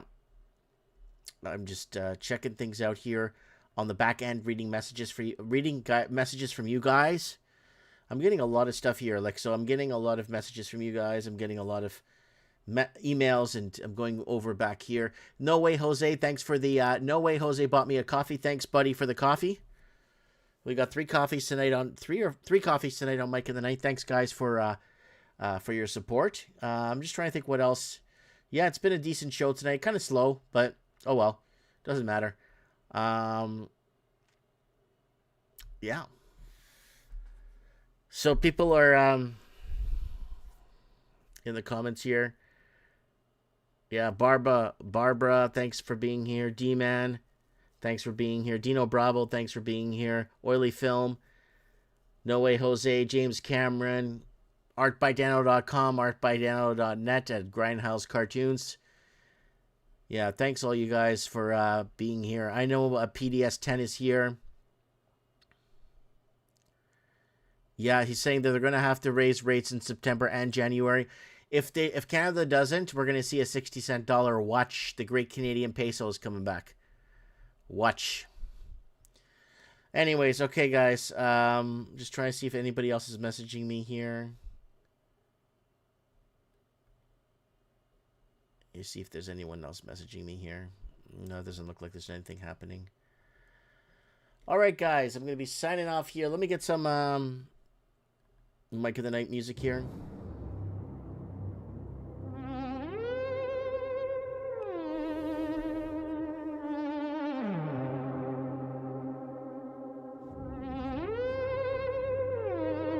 Transmission intercepted. For 3 hours. Signal detected. Mike in the Night.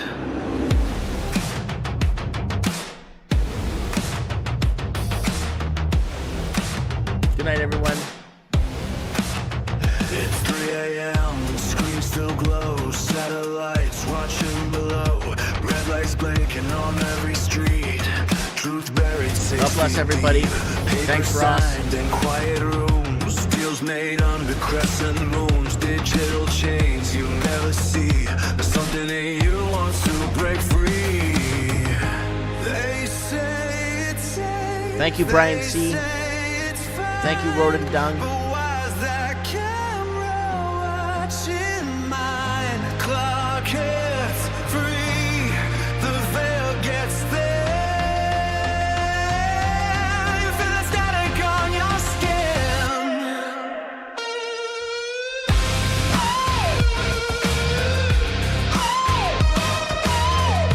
Thank you, Tignim. Thank you for the coffee.